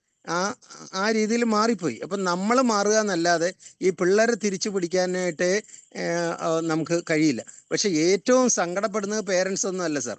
ഏറ്റവും സങ്കടപ്പെടുന്നത് നമ്മുടെ ഈ പഴയ ജനറേഷൻ ടീച്ചേഴ്സാണ്. അവർ ക്ലാസ്സുകളിൽ അപമാനിക്കപ്പെടുന്നു. അവർ പണ്ടത്തെ ബഹുമാനം പ്രതീക്ഷിച്ച് നടക്കും. ഈ പിള്ളേരുടെ കൂടെ ചേർന്ന് പുതിയ റീൽസും കണ്ട് അവരോട് പുതിയ ഡയലോഗും അടിച്ച് ഈ പ്രേമം പൊളിഞ്ഞ്, മറ്റേത് പ്രേമം പിടിച്ചു കഴിഞ്ഞാൽ ആ കോളേജിൽ ആ സ്കൂളിലൊക്കെ ഭയങ്കര ഈ അടിക്കാനൊരു മാഷ് സ്പെഷ്യലിസ്റ്റ്, ഈ പ്രേമം പിടിച്ച് മാഷിൻ്റെ അടുത്ത് കൊണ്ടുപോകും. അപ്പോൾ HM വിചാരണ ചെയ്തിട്ട് ഈ NCC മാഷോട് പറയും, തല്ല് അടിപണി ചെയ്തായിരുന്നു. ഇപ്പോഴെങ്ങാനും മാഷ് തല്ലിയിട്ടുണ്ടെങ്കിൽ മാഷിനെ പിള്ളേർ വഴിയിലിട്ട് തല്ലി ശരിയാക്കി കളയും. ബാലാവകാശ കമ്മീഷൻ കേസെടുക്കാതെ അറസ്റ്റ് ചെയ്യും. അപ്പം നമ്മൾ മാറുക എന്നല്ലാതെ ഈ പിള്ളേരെ എങ്ങനെ തിരിച്ചു പിടിക്കുകയെന്നൊന്നും ആലോചിക്കേണ്ട. അവരോട് നേരെ കൂടുതൽ അവർ നമ്മളെക്കാൾ വേറൊരു ജനറേഷനാണ്. കാരണം ഈ പരിണാമത്തിൻ്റെ ഫലമായിട്ട് നമ്മളെക്കാൾ ബുദ്ധി കൂർമ്മതയുള്ള, നമ്മൾ ഈ ഉറാങ്ങുട്ടാൻ ഹോമോ ഇറക്റ്റസിൽ നിന്ന് വന്ന മനുഷ്യരാണ്. അന്ന് വെറും ചക്രം കണ്ടുപിടിച്ചൊക്കെ വലിയ കാര്യമായിരുന്നു. ഇപ്പോൾ എന്ന് പറഞ്ഞാൽ നമ്മൾ സ്പേസിൽ ഈ 2 ഉപഗ്രഹങ്ങൾ തമ്മിൽ കൂട്ടിച്ചേർക്കുന്ന അകലം ഭൂമിയിൽ ഇരുന്നുകൊണ്ട് കൺട്രോൾ ചെയ്തുകൊണ്ടിരിക്കുകയാണ്. അതിനെ 1.5 മീറ്റർ അടുത്ത് കൊണ്ടുവരുന്നു, അത് കഴിഞ്ഞിട്ട് അകലേക്ക് കൊണ്ടുപോകുന്നു. ഇത് കൂട്ടിച്ചേർക്കാൻ ഭൂമിയിൽ അത്ര ബ്രെയിൻ ഡെവലപ്പ് ചെയ്ത ഒരു കാലഘട്ടത്തിൽ നമ്മൾ ഈ പഴയ പ്രേം നസീറിൻ്റെ ലവ് സീനും കാണിച്ച് മരം ചുറ്റി പ്രേമവും അതും ഇതുമൊക്കെ നമ്മൾ ആസ്വദിക്കും. പിള്ളേർക്ക് പരമപുച്ഛമായിരിക്കും നമ്മളോട്. നമ്മൾ മാറുകയല്ലാതെ യാതൊരു രക്ഷയില്ല. കാരണം അതിഗംഭീരമായിട്ട് ഈ പിള്ളേരെയൊക്കെ വേണമെങ്കിൽ നമുക്ക് സൈബോർഗുകളെന്ന് വിളിക്കാം.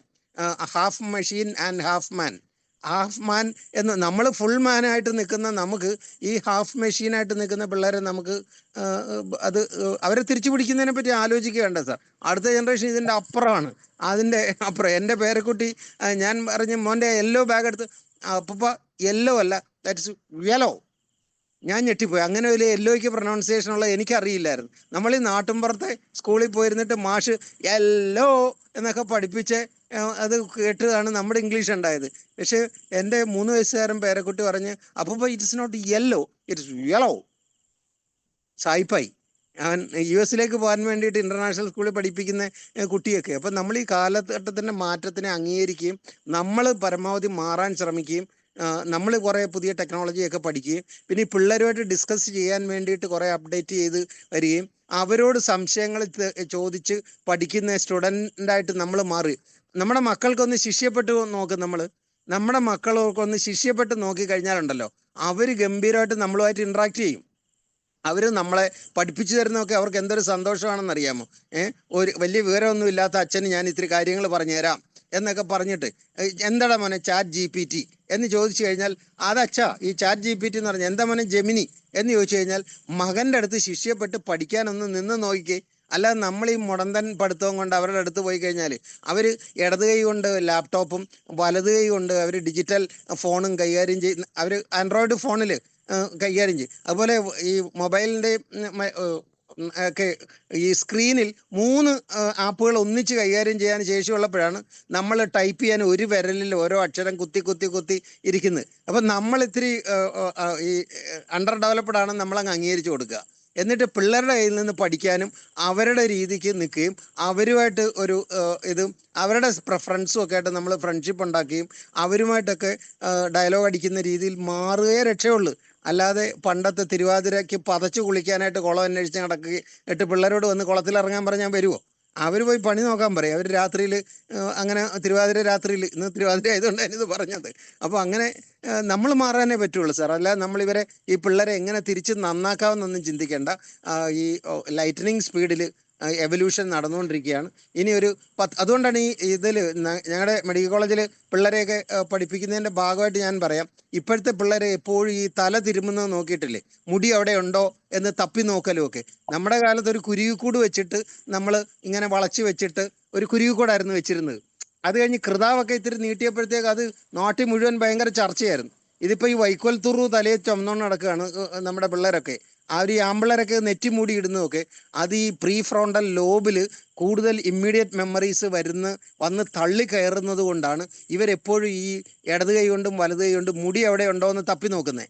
ക്ലാസ് റൂമിലേക്ക് കയറാൻ നേരത്ത് നോക്കിയിട്ടില്ലേ, ഈ പിള്ളേർ ഗേറ്റിൽ കഴിഞ്ഞാൽ ഉടനെ ആമ്പിള്ളേർ ഈ വിരലുകൾ മുടിയുടെ ഇടയിലേക്ക് കയറ്റിയിട്ട് മുന്നോട്ട് 4 വലിച്ച് അത് ഇങ്ങനെ ഇട്ട് അത് അലങ്കോലപ്പെടുത്തിയിട്ടേ കയറുള്ളൂ. നമ്മളൊക്കെ എന്താ ചെയ്തിരുന്നത്, പോക്കറ്റിലൊരു ചീർപ്പ് വെച്ചിട്ട് ഈ ഒരു ചെറിയ മുടിയൊക്കെ ചീകി സുന്ദരക്കുട്ടപ്പനായിട്ട് ഉള്ളിൽ കയറുമ്പോൾ ഈ പിള്ളേർ മുടി അലങ്കോലമായിട്ടില്ലേന്ന് ശ്രദ്ധിച്ചാൽ പോകുന്നത്.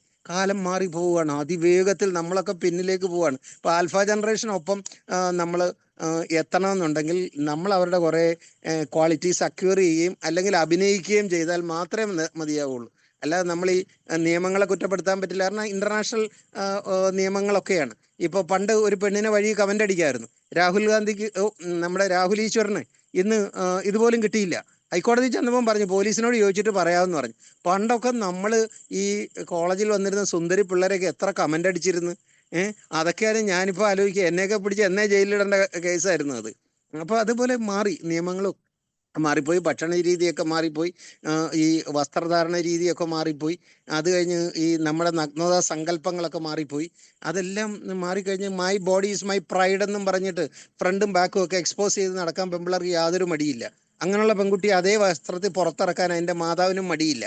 പിന്നെ ഈ കണ്ടു നിൽക്കുന്നവൻ കമൻ്റൊന്നും അടിക്കാതെ നാവൊക്കെ അടക്കിയിട്ടും ഒക്കെ ഇരിക്കേ വഴിയുള്ളൂ. അപ്പം ഞാനിത് വളരെ ഇന്നത്തെ ഡിസ്കഷനും ഒക്കെ വളരെ ഗംഭീരമായി. നമ്മുടെ ആളുകളുടെ ഒരുപാട് ആങ്സൈറ്റി കേൾക്കാനും അതേപോലെ ഇതിൽ സാറിൻ്റെ ആ പോയിന്റ് ബൈ പോയിന്റ് പ്രസൻറ്റേഷൻ, ഇതിൽ ഓരോ പോയിന്റിലും ഡിസ്കസ് ചെയ്ത് മുന്നോട്ട് പോകുന്ന രീതി ഈ സബ്ജക്റ്റിന് വളരെ നന്നായി. അത് ഐ കൺക്ലൂഡ്.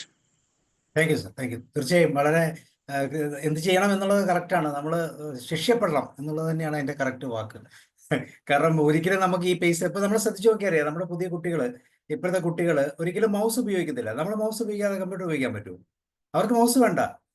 അവരുടെ മുമ്പിൽ ചെന്ന് പോയിട്ട് മൗസ് ഇല്ലെങ്കിൽ നമുക്ക് പിന്നെ ഒരു പോയിന്റ് മാറ്റാൻ പറ്റത്തില്ല. കാരണം ഇതെല്ലാം അതിൻ്റെ അകത്ത് കണക്റ്റഡ് ആണ്. നമ്മൾ അങ്ങനെ ശീലിച്ചിട്ടുണ്ട് എന്ന് പറയുന്ന പോലെ. അതുപോലെ മൊബൈലിൽ ടൈപ്പ് ചെയ്യുന്നുണ്ട് എത്ര ഫാസ്റ്റായിട്ടാണ്. നമുക്ക് 2 മിനിറ്റ് വേണം ഒരു ചെറിയ മെസ്സേജ് അയക്കണമെങ്കിൽ. അപ്പം ആ രീതിയിലുള്ള ചേഞ്ചസ് എപ്പോഴും ഉണ്ട്. Okay, Roy sir. ഈ കാലഘട്ടത്തിന്റെ അനുസരിച്ച് വ്യത്യാസങ്ങൾ വരുന്നു, അതനുസരിച്ച് അഡ്ജസ്റ്റ് ചെയ്ത് പോവുകയാണ് നമുക്കൊക്കെ നല്ല കാര്യം എന്ന് പറയുന്ന ആ ഭാഗത്തോട് ഞാൻ വളരെയധികം യോജിക്കുന്നു. പിന്നെ ഈ കൊച്ചുകുട്ടിയായിരിക്കുമ്പോൾ അവരുടെ പേരൻസ് അവരെ പുറത്തിറങ്ങാൻ അനുവദിക്കുകയില്ല. പുറത്തേക്ക് ഇറങ്ങാൻ തന്നെ ഷൂവും ചെരുപ്പും ഒക്കെ ഇട്ടേ വിടുകയുള്ളൂ. അപ്പൊ കുറേയൊക്കെ ആ ഒരു സ്വാധീനം അവരിൽ വരുന്നുണ്ട്. പിന്നെ ഈ കൗമാരത്തിലേക്കൊക്കെ വരുമ്പോഴാണ് നമ്മുടെ ഡോക്ടർ സുധാകർ പറഞ്ഞതുപോലെയുള്ള വിഷയങ്ങളിലേക്ക് വരുന്നത്. പക്ഷെ അതിൻ്റെ ഒരു പ്രാരംഭ നടപടികൾ നമ്മുടെ ന്യൂക്ലിയർ ഫാമിലിയിലെ പേരൻസിൽ നിന്ന് വരുന്നുണ്ട് എന്നാണ് ഞാൻ മനസ്സിലാക്കുന്നത്. കാരണം ഇപ്പൊ നമ്മളൊക്കെ പണ്ട് പുറത്തു പോയി കുളിച്ചേച്ച് വരുന്നു, മഴ നനയുന്നു, ഒന്നും ഒരു വിഷയമല്ലായിരുന്നു. ഇന്നിപ്പോ കുളിപ്പിച്ചു കഴിഞ്ഞാൽ ഉടൻ മുടി ഉണങ്ങാൻ മെഷീനും കൊണ്ട് കാറ്റടിച്ച് ഉണക്കും. അതുപോലെ തന്നെ മഴ എന്ന് കണ്ടാൽ ചാറ്റൻ മഴയല്ല, മഴ കണ്ടാൽ പെരയ്ക്കകത്തുനിന്ന് പുറത്തേക്ക് ഇറക്കില്ല. അങ്ങനെയൊക്കെയാണ് പിള്ളേരെ വളർത്തുന്നത്. അപ്പോൾ നമ്മളൊക്കെ ഒരു മഴ നനഞ്ഞാലും മറ്റത് വന്നാലും ഒരു വിഷയവും നമ്മളിൽ ഉണ്ടാകാൻ പോകുന്നില്ല. പക്ഷെ ഇപ്പോഴത്തെ കുട്ടികൾ അങ്ങനെയല്ല. പിന്നെ അതുപോലെ പൊടി മണക്കാൻ മേല, അങ്ങനെയൊക്കെ ഉള്ള നിയന്ത്രണത്തിലാണ് കൊച്ചു കുട്ടികളെ വളരുന്നത്. പിന്നെ വളർന്ന് വലുതായി കഴിയുമ്പോഴത്തേക്ക് അത് പിന്നെ പിയർ ഗ്രൂപ്പും മറ്റുള്ളവരുമായി ഈ പറയുന്ന മോഡേൺ ലൈഫിലേക്ക് പോയി. അതിലൊന്നും നിയന്ത്രിക്കാൻ പറ്റില്ല. പിന്നെ ഇപ്പൊ എന്ത് വേണം, നമ്മൾ ചില വിവാഹങ്ങളും മറ്റൊക്കെ കാണാൻ പോകുമ്പോഴേ, ഞാൻ ഈ അടുത്തിടെയായിട്ട് ഒത്തിരി വിവാഹങ്ങളിലൊക്കെ ശ്രദ്ധിച്ചു, അതൊക്കെ പിള്ളേരാണ് അത് നിയന്ത്രിക്കുന്നത്. കാരണവന്മാർക്ക് യാതൊരു റോളും ഇല്ല. അവർ ഒതുങ്ങി എവിടെയെങ്കിലും പോയി ഇരിക്കുക ഉണ്ടെങ്കിൽ എന്നായി പറയുന്നത്. യാതൊരു നിയന്ത്രണവും ഇല്ല. അതൊക്കെ അവരുടെ ഫ്രണ്ട്സും കൂടെ കൂടി ചാടുക, ഡാൻസ് കളിക്കുക, മറ്റേ ചെയ്യുക ഒക്കെയാണ്. അതിനകത്ത് ബഹുമാനവും മറ്റോ ഒന്നുമല്ല. എന്തുമാത്രം എന്റർടൈൻമെന്റ് ആക്കി ഇത് കൊണ്ടുപോവുക എന്നതാണ് ഏറ്റവും വലിയ. അതുപോലെ തന്നെ പെൺകുട്ടികളും ആൺകുട്ടികളും ഒക്കെ ഡാൻസ് കളിക്കുക, സ്റ്റേജിൽ കിസ് ചെയ്യുക, ഇതൊക്കെ അതുപോലെ തന്നെ ചടങ്ങുകൾക്ക് വരെയും അവർ തന്നെയാണ് രൂപം കൊടുക്കുന്നത്. അതനുസരിച്ച് നിന്നു കൊടുക്കാനേ പറ്റത്തുള്ളൂ. പക്ഷെ ഇതൊക്കെ എൻജോയ് ചെയ്യുക എന്ന ഒരു പരുവത്തിലേക്ക് വരികയാണ് ഇപ്പോൾ പറ്റുന്ന ഒരു കാര്യം. ഞാൻ തന്നെ ആദ്യമൊക്കെ ഈ പറയുമ്പോൾ ഈ കുട്ടികളുടെ ഡ്രസ്സും ഇപ്പൊ സാറ് പറഞ്ഞാണ് my life is my body എന്ന് പറഞ്ഞ പോലെ ചില വേഷങ്ങളും പെൺകുട്ടികളെ കാണുമ്പോഴത്തേക്കും ഇതെന്നെ ഇങ്ങനെ തോന്നി. ഇപ്പൊ എനിക്ക് അതൊരു വിഷയമായിട്ട് തോന്നുന്നില്ല. എല്ലായിടത്തും ഇതൊക്കെ തന്നെയാണ്. അപ്പോ ആ പിള്ളേരോടൊപ്പം ചെലവഴിക്കുക, അവരുടെ തീരുമാനങ്ങൾ അനുസരിച്ച് നമ്മൾ ജീവിച്ചാൽ നമുക്ക് വളരെ സന്തോഷമായിട്ട് കൊണ്ടുപോകാം. അതാണ് ഞാൻ മനസ്സിലാക്കിയ ഒരു കാര്യം. പക്ഷെ അതില് കുറേയൊക്കെ ഒരു നിയന്ത്രണം കൊച്ചു കുട്ടികളായിരിക്കുമ്പോൾ ന്യൂക്ലിയർ ഫാമിലിയിലെ പേരൻസ് ശ്രദ്ധിച്ചാൽ കുറേയൊക്കെ വ്യത്യാസം വരുമെന്നാണ് ഞാൻ വിശ്വസിക്കുന്നത്. ഓക്കെ, ഇത്രയൊക്കെ ഉള്ളു സ്ഥലം പറയാം. ഏതായാലും ഈ ഒരു ചർച്ച വളരെ യൂസ്ഫുൾ ആണ്, കുറേയൊക്കെ മനസ്സിലാക്കാൻ പറ്റുക. അതല്ലാണ്ട് അവരെ നേരെയാക്കി എടുക്കാൻ പറ്റുന്ന കേസുകെട്ടല്ല. നമ്മൾ അവരോടൊപ്പം നിന്ന് പോകാനേ പറ്റത്തുള്ളൂ. കാരണം എത്ര നിയന്ത്രണം പിടിച്ചാലും ഈ പറയുന്ന മോഡേൺ ലൈഫിൽ ജീവിക്കുന്നവർ തമ്മിൽ ഷെയർ ചെയ്യുന്ന കാര്യങ്ങൾ നമുക്ക് നിയന്ത്രിക്കാൻ പറ്റും. പിന്നെ ഈ പറയുന്ന പോലെയുള്ള ചിലപ്പോൾ അഡിക്ഷൻ ഉണ്ടല്ലോ, അതൊക്കെ എങ്ങനെ വരുത്താതിരിക്കാൻ പറ്റുക എന്ന് പറയുന്നതൊക്കെ ഒരു പ്രധാന കാര്യമായി കാലഘട്ടത്തിന്റെ ഒരു ഭാഗമായിട്ട് വന്നിട്ടുണ്ട്. അതൊക്കെ നമ്മളൊക്കെ പറയാവുന്ന വരെ പുരുഷന്മാരുടെ ഭാഗമല്ല. ഇപ്പൊ മറ്റ് കൗമാരക്കാരും ഒക്കെ സ്ത്രീകളായാലും ബോയ്സ് ആയാലും ഗേൾസ് ആയാലും ഒക്കെ എൻജോയ്മെന്റിന്റെ കാര്യത്തിലെല്ലാം അവരുടേതായ രീതിയിലാണ് പോകുന്നത്. അപ്പൊ ഏതായാലും ഈ ഒരു ചർച്ച എന്ന് പറയുന്നത് ഒരു ഈ കാര്യങ്ങളെ കുറിച്ച് ഒരു ചെറിയ ഇൻസൈറ്റ് കിട്ടുന്നതിനും അതിലെങ്ങനെ അതിജീവിക്കാം എന്നുള്ളതിനെ കുറിച്ച് ഒരു കാഴ്ചപ്പാട് ഉണ്ടാക്കാനും സഹായിക്കും എന്നാണ് എനിക്ക് തോന്നുന്നത്. Thank you sir. Thank you sir. Okay, Josh sir, K T Josh sir, കേൾക്കാമോ?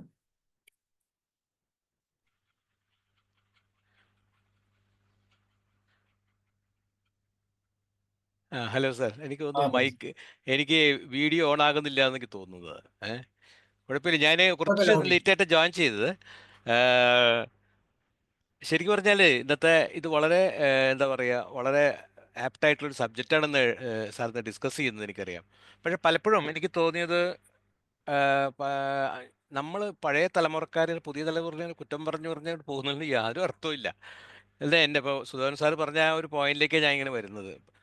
നമ്മളുടെ കാലത്തെന്ന് പറഞ്ഞാൽ നമുക്ക് ഈ പറഞ്ഞ ഗാഡ്ജറ്റ്സ് ഒന്നുമില്ല. അന്ന് ഗാഡ്ജറ്റ്സ് ഉണ്ടായിരുന്നെങ്കിൽ ഒരുപക്ഷെ നമ്മളിതിൽ കുറച്ചൊക്കെ അഡിക്റ്റഡ് ആയിപ്പോയേനെ. എനിക്ക് തോന്നുന്നു അങ്ങനെയാണ്. ഈ ജനറേഷൻ മാറും തോറും അത് മാറിക്കൊണ്ടിരിക്കുകയാണ്. അത് ഈ വെസ്റ്റേൺ ഇത് വളരെ മുമ്പേ വന്നു കഴിഞ്ഞു.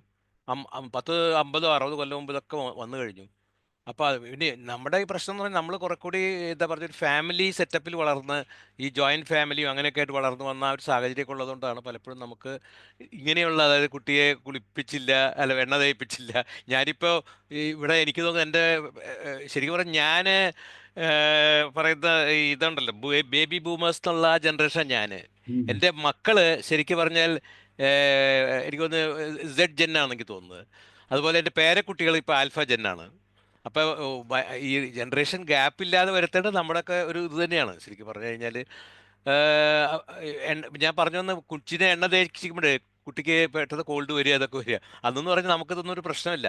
ഇന്ന് പറയുക കോട്ടക്കലിൻ്റെ ആ എണ്ണ പുരട്ടെ, ഈ എണ്ണ പുരട്ടെ എല്ലാം പറഞ്ഞ് അവസാനം വരുമ്പോൾ കുട്ടിക്ക് കോൾഡും പനിയൊക്കെ വരിക. അപ്പോൾ ട്രയൽ ആൻഡ് എറർ മെത്തേഡ് നോക്കുമ്പോഴേ ഇതുകൊണ്ടാണ് ഈ സംഭവിച്ചതെന്നുള്ള ഒരു തിങ്കിങ്ങിലേക്ക് നമ്മൾ വരിക.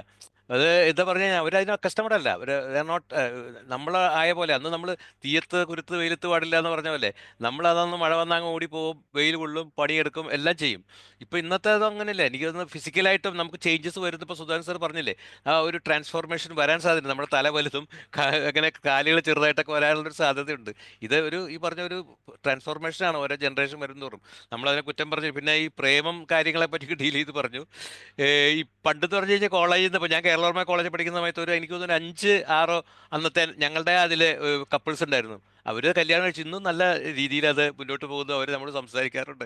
ഇന്നെന്ന് പറഞ്ഞു കഴിഞ്ഞാൽ കുറെ കൂടി അതിൽ മാറ്റങ്ങളുണ്ട്. ഇപ്പോൾ ഈ ഡേറ്റിങ് കാര്യങ്ങൾ ഒന്ന് ശരിയായില്ലെങ്കിൽ അടുത്തായി സ്വിച്ച് ഓൺ ചെയ്യുന്നു.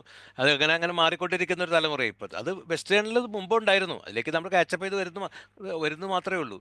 അങ്ങനെ വരുമ്പോൾ തന്നെ ഈ ഡൈവോഴ്സുകൾ ഉണ്ടോ, അഥവാ നമ്മൾ ആവശ്യമില്ലാതെ നിർബന്ധിച്ച് കല്യാണം കഴിച്ച് എന്തുമാത്രം എനിക്ക് എൻ്റെ റിലേഷൻസിൽ എൻ്റെ ഇതിലൊക്കെ ഒരുപാട് കല്യാണം കഴിച്ച് ഒരാഴ്ച പോലും നിൽക്കാതെ അവർ ഒറ്റക്കേ തിരിഞ്ഞു പോകുന്ന, പ്രത്യേകിച്ച് നമുക്ക് വിസിബിളായിട്ടോ ഒന്നും നമുക്ക് അവരിൽ ഒരു മെഡിക്കലായിട്ടോ ഫിസിക്കലായിട്ടോ മെൻ്റലായിട്ടോ ഒരു പ്രശ്നങ്ങൾ നമ്മളവർ കാണുന്നില്ല. അതിന് എന്താണ് ഇതിൻ്റെ ഒരു റീസൺ എന്ന് ആലോചിച്ചിട്ട് ഒരു പിടിയും കിട്ടുന്നില്ല. അപ്പോൾ അതിൽ അവർക്ക് വളരെ ഇതായിട്ടുള്ള കാര്യങ്ങൾ, വളരെ ഇൻട്രസ്റ്റഡ് ആയിട്ട് ഉള്ള ചില കാര്യങ്ങളുണ്ട്. അപ്പോൾ അതിൽ അവർ എക്സ്പെക്ടേഷനിൽ ഒരു ഡിസപ്പോയിൻറ്റ് വരും, പെട്ടെന്ന് അവർ ടെൻഷൻ അടിക്കുക. പറഞ്ഞ പോലെ ഇവർക്കൊക്കെ പറഞ്ഞ പോലെ നമ്മളെ പോലെയുള്ള റേഡിയോ കേൾക്കലോ അങ്ങനത്തെ TV കാണലോ ഒന്നുമില്ല. അപ്പോൾ നമ്മളത് പ്രതീക്ഷിക്കും. നമ്മുടെ കാലത്ത് TV എന്ന് പറഞ്ഞാൽ വലിയൊരു കാര്യമായിരുന്നു, അതുകൊണ്ട് നമ്മൾ ഈ TV എന്ന് പറയുന്നത്. ഇവരുടെ കാലത്ത് ഇപ്പോൾ പുതിയ ഗാഡ്ജറ്റ്സ് വന്നു കഴിഞ്ഞാൽ എന്താ പറയുക, ഒരുപാട് അഡ്വാൻസ്ഡ് ആയിട്ടുള്ള ഗാഡ്ജറ്റ്സ് വന്നു കഴിഞ്ഞു. ഇപ്പോൾ മക്കളൊക്കെ iPhone 16 Pro എടുത്തപ്പോഴും ഞാൻ തോന്നി എനിക്കൊരു 15 Pro എങ്കിലും എടുക്കേണ്ടത് ഞാൻ മേടിക്കുക. കാരണം നമ്മൾ കുറെ കൂടി അതിലേക്ക് അഡാപ്റ്റ് ചെയ്ത് വരാനായിട്ട് നമ്മൾ ശ്രമിക്കണേ. കാരണം നമുക്ക് അങ്ങോട്ട് മാറാനേ പറ്റുള്ളൂ, അവരിങ്ങോട്ട് വരുന്നൊരു പ്രശ്നം ഉദിക്കുന്നില്ല.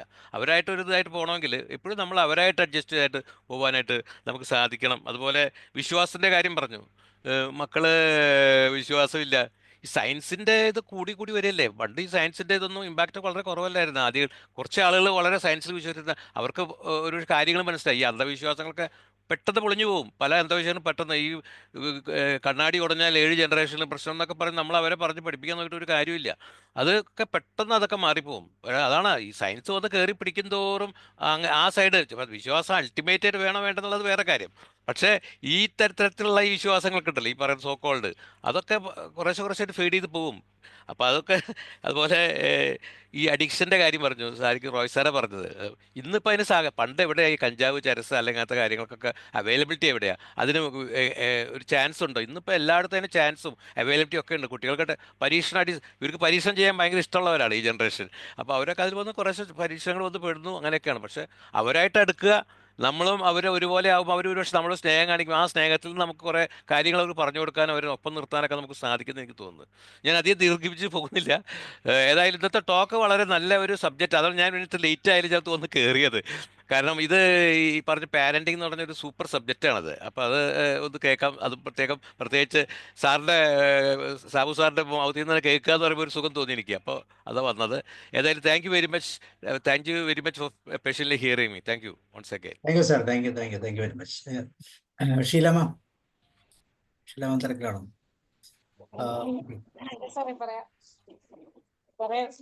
എനിക്ക് തോന്നുന്നത് നമ്മളെല്ലാരും തന്നെ മോഡേൺ ആണ്. കാരണം നമ്മൾ ഈ ഓൺലൈൻ മീറ്റിംഗ് നടത്തുന്നു, ഇത്ര മോഡേൺ ആയിട്ടാണ് ഓരോ കാര്യങ്ങളും എല്ലാവരും ചർച്ച ചെയ്യുന്നത്, അതിന്റെ വിഷയങ്ങൾ കൈകാര്യം ചെയ്യുന്നത്. സാറാണെങ്കിൽ നമ്മുടെയൊക്കെ പ്രായത്തെ പോലും മാനിക്കാതെ സാർ അങ്ങനെയുള്ള സബ്ജക്റ്റ് ഒക്കെ കൊണ്ടുവന്ന് എല്ലാരിലും ആ ഒരു അവബോധം ഉണ്ടാക്കുന്നുണ്ട്. പിന്നെ അങ്ങനെയുള്ളവർ നോക്കുമ്പോഴേ സാറേ നമ്മളെല്ലാം മോഡേൺ അല്ലേ, അവർക്കൊപ്പം നമ്മൾ എത്തുന്നുണ്ട്, നമ്മളൊപ്പം അവർക്ക് എത്താൻ പറ്റുന്നില്ല എന്നുള്ളതാണ്. നമ്മളാണ് സ്പീഡിൽ പോകുന്നത്. കാരണം നമ്മള് മുമ്പുണ്ടായിരുന്ന കാര്യങ്ങളും പിന്നുണ്ടായിരുന്നതും ഇപ്പോഴത്തതും ഒക്കെ നമ്മൾ അക്സെപ്റ്റ് ചെയ്തുകൊണ്ട് അവർക്കൊപ്പം പോകാൻ നമ്മളാണ് ഈ നെട്ടോട്ടം ഓടുന്നതെന്നാണ് എനിക്ക് തോന്നുന്നത്. അവരുടേതായ ജനറേഷനില് ആ ഒരു രീതിയിൽ അവർ പോകുന്നുണ്ട്. നമ്മൾ പഠിച്ചിരുന്നപ്പോ ഉണ്ടായിരുന്ന അതേ രീതിയിൽ നമ്മൾ പോയി. അതുപോലെ അവരുടെ കാലാവസ്ഥ അനുസരിച്ചുള്ള ആ അറ്റ്മോസ്ഫിയർ കിട്ടിയ എങ്ങനെയാണോ ആ രീതിക്ക് അവര് പോകുന്നു എന്ന് മാത്രമാണ് എനിക്ക്. കാരണം മുൻപ് വീട്ടിലൊക്കെ ഈ നാനാ സിനിമ വാരിക മേടിക്കുമായിരുന്നു. മുമ്പ് നമുക്ക് അതാണല്ലോ ആകെ ഉള്ള ഒരു സാധനം. അപ്പൊ അത് മേടിക്കുമ്പോ അത് മാത്രമല്ല, മലയാള മനോരമയുടെ വീക്കിലി മേടിക്കുമ്പോഴും നമുക്ക് ചെറിയ ഒരു 25 വയസ്സിന് താഴോട്ടുള്ളവർക്ക് അത് തൊടാനുള്ള അവകാശം ഇല്ല വീട്ടില്.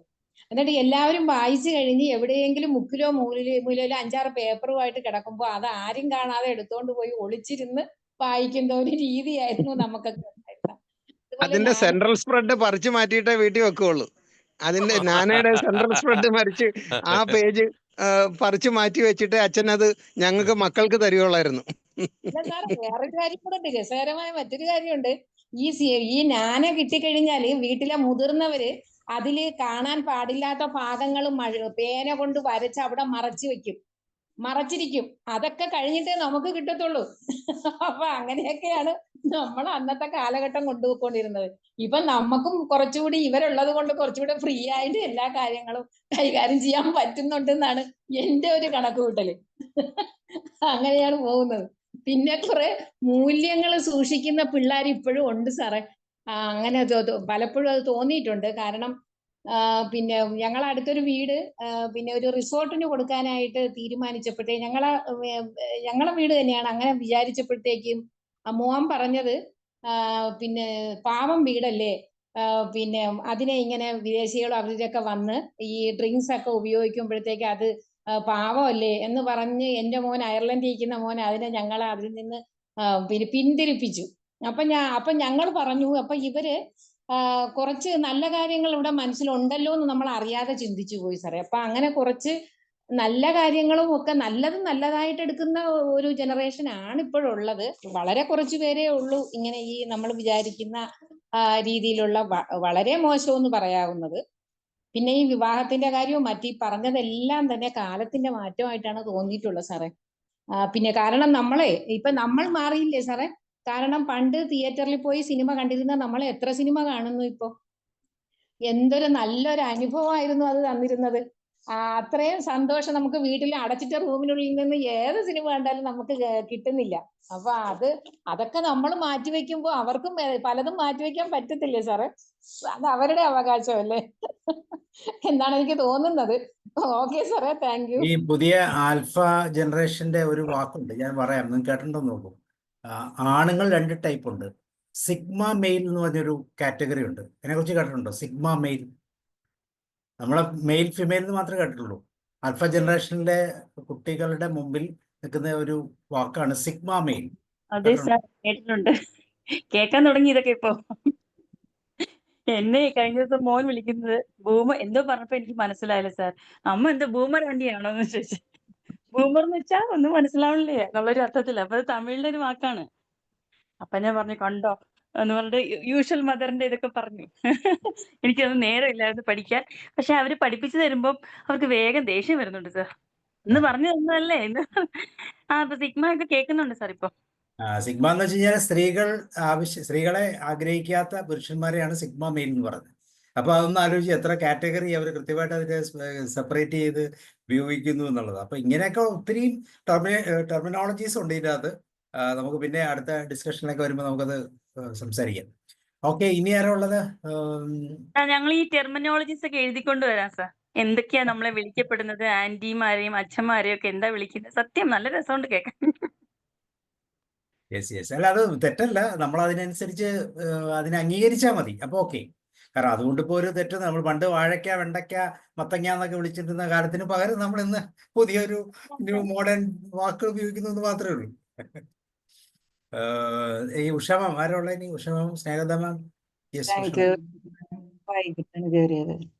നഷ്ടായന പോയാൽ സാറിന്റെ വളരെ റിസർച്ച് ചെയ്ത് വളരെ ഒതന്റിക്കേഷനോട് കൂടി ഡെഡിക്കേഷൻ ചെയ്ത് എടുക്കുന്ന ക്ലാസ്സാണ് സാറിങ്ങനെ അറിഞ്ഞ് നൽകുന്ന മുത്തുപോലത്തെ ക്ലാസ്സാണ്. അത് കഴിയുമ്പോ ശുദ്ധോധന സാറിന്റെ ഒരു ഫാസ്റ്റ് പാസഞ്ചർ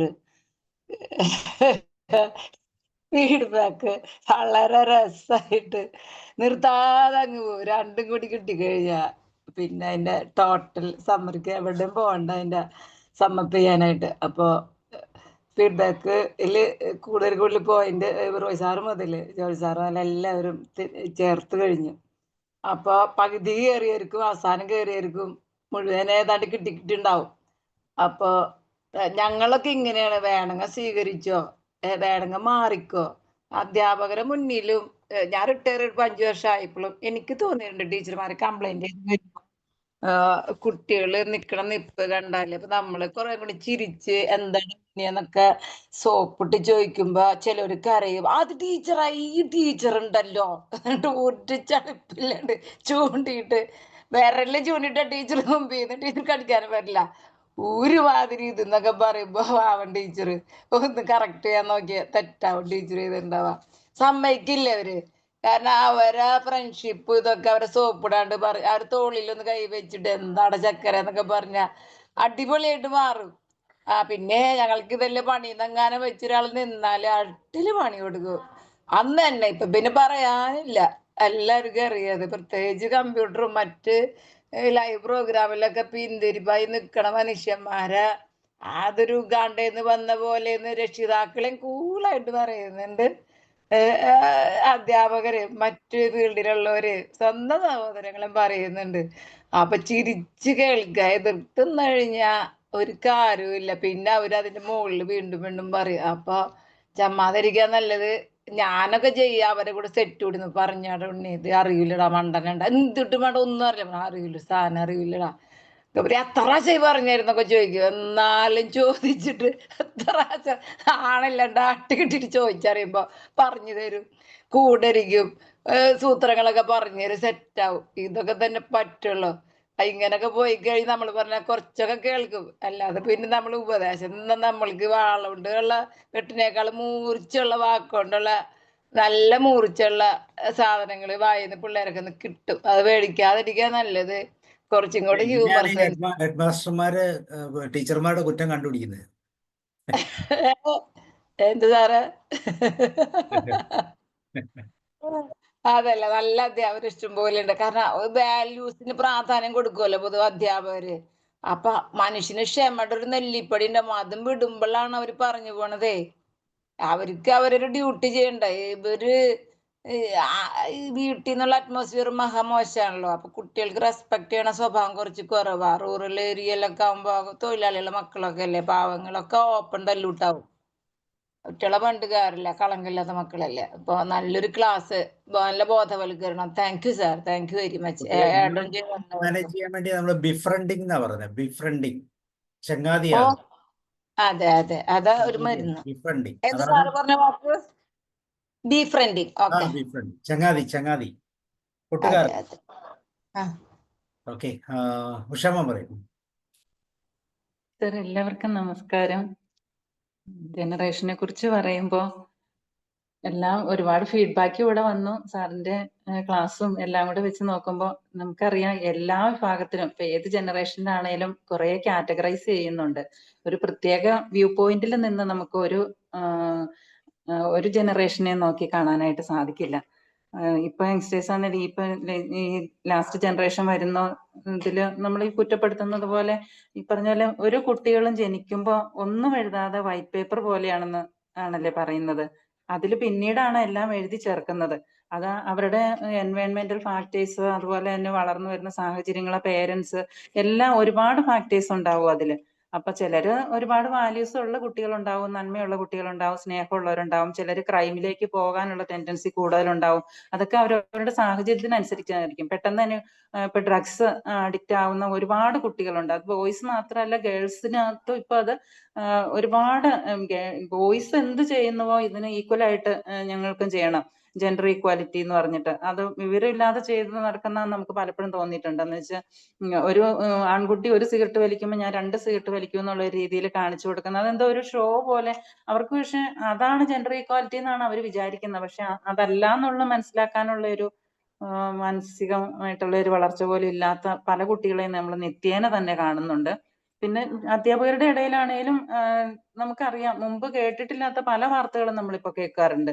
അതുപോലെ പേരൻസ് ഇപ്പൊ കുറച്ച് 2-3 കുട്ടികളൊക്കെയുള്ള അമ്മമാരൊക്കെ വേറെ ഒരു റിലേഷൻഷിപ്പിൽ ആരുടെങ്കിലും കൂടെ ഫേസ്ബുക്കിൽ പരിചയപ്പെട്ട ഒരു പയ്യന്റെ കൂടെ ഇറങ്ങി പോകുന്നു എന്നൊക്കെ നമ്മൾ മുമ്പ് ഒരിക്കലും കേട്ടിട്ടില്ല. അപ്പൊ എല്ലാ വിഭാഗത്തിലുള്ള ആളുകളിലും ഒരുപാട് മാറ്റങ്ങൾ ഉള്ളവരുണ്ട്. അവരിൽ സ്വഭാവത്തിൽ വ്യത്യാസമുള്ളവരുണ്ട്, അവരുടെ ഇഷ്ടങ്ങളിൽ വ്യത്യാസമുള്ളവരുണ്ട്, അവരുടെ പെർസെപ്ഷനിൽ വ്യത്യാസമുള്ളവരുണ്ട്, ആറ്റിറ്റ്യൂഡിൽ ചേഞ്ചസ് ഉള്ളവരുണ്ട്. അപ്പം നമുക്ക് ടോട്ടലി സാറ് പറഞ്ഞതുപോലെ ഇവരെ ഒബ്സർവ് ചെയ്യുക, അവരെ കൈപിടിച്ച് നടത്തുക, ബീഫ്രണ്ടിങ് ആവുക, അവരുടെ ചങ്ങാതിയാവുക, അവരോട് ഏറ്റവും അധികം കമ്മ്യൂണിക്കേറ്റ് ചെയ്യുക.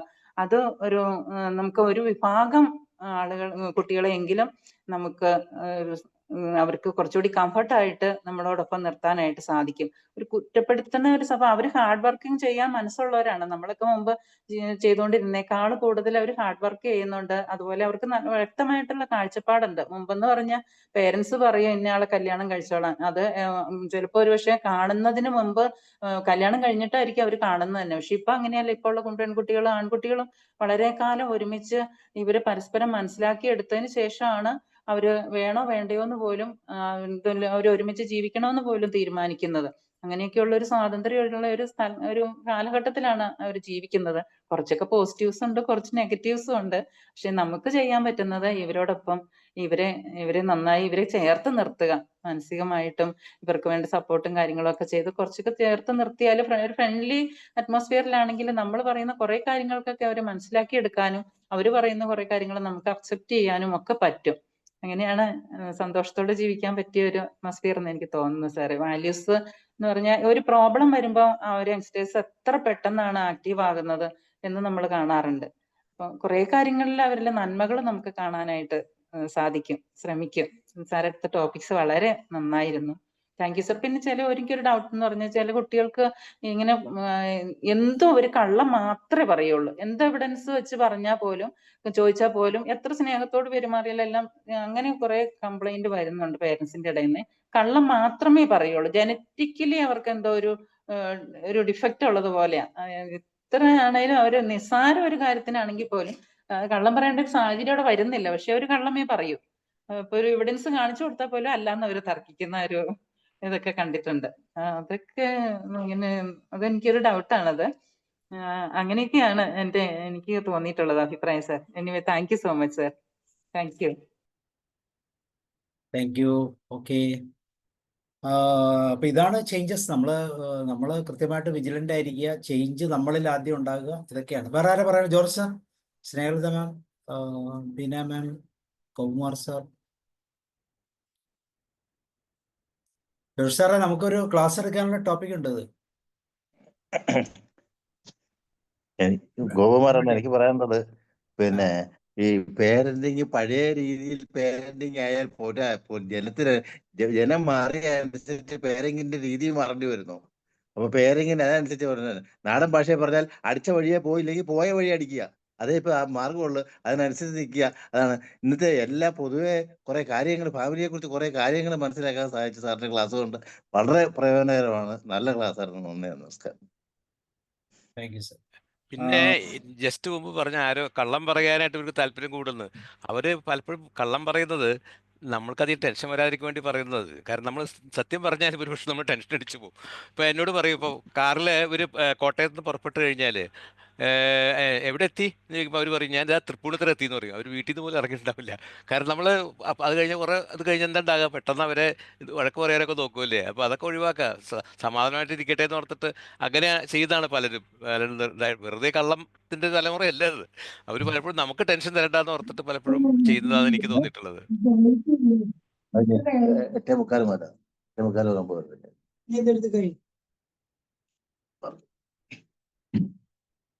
കള്ളം പറയുന്നതിന്റെ ഒരു സൈക്കോളജി എന്ന് വെച്ച് കഴിഞ്ഞാൽ ഇവർക്ക് അങ്ങനത്തെ ഒരു പാറ്റേൺ ഉണ്ട്. കാരണം ഇവര് തോക്കാൻ പറ്റുന്നില്ല, തോക്കരുത് എന്നുള്ള രീതിയിലുള്ള ഒരു ചിലരുണ്ട്. ചിലരിപ്പോൾ സാറ് പറഞ്ഞ പോലെ ആ ഒരു ബുദ്ധിമുട്ടുണ്ടല്ലോ എന്ന് വെച്ചാൽ പ്രശ്നമില്ല, ഞാൻ സേഫ് ആണ് എന്ന് കാണിക്കുന്നതിന് ഒരു അഷുറൻസ് ആയിട്ട് പറയാം. പിന്നെ കുറെ പേരൻസ് ഒക്കെ ഇത് കാണിച്ച് ശീലിച്ച് അത് സക്സസ്ഫുൾ ആണെന്ന് കണ്ടെത്തിയിട്ടുള്ള ചില പാറ്റേൺസ് യൂസ് ചെയ്യുന്നവരുണ്ട്. പല രീതിയിൽ ഏതാണേലും നമ്മളിത് കള്ളമാണെന്ന് പറയുമ്പോൾ അതിനെ നമ്മൾ സമീപിക്കുന്ന രീതി ഒന്ന് ശ്രദ്ധിച്ചാൽ മതി. അവിടെ നമ്മൾ നീ എന്നോട് കള്ളം പറഞ്ഞല്ലോടാ എന്ന് പറഞ്ഞ് അല്ലേ അങ്ങനത്തെ ഒരു ഇതിലേക്ക് വരാതെ കള്ളമൊക്കെ പറയുമല്ലേ എന്നൊക്കെ ചോദിക്കുമ്പോൾ നമ്മുടെ കൂടെ അലൈൻഡ് ആകണം, സെയിം വൈബ്രേഷനിലേക്ക് നിൽക്കാനുള്ള ഒരു സാധ്യത. ഓക്കെ, വേറെ ആരൊക്കെങ്കിലും ഉണ്ടോ? ഇല്ലെങ്കിൽ നമുക്ക് ജോർജ് സാർ.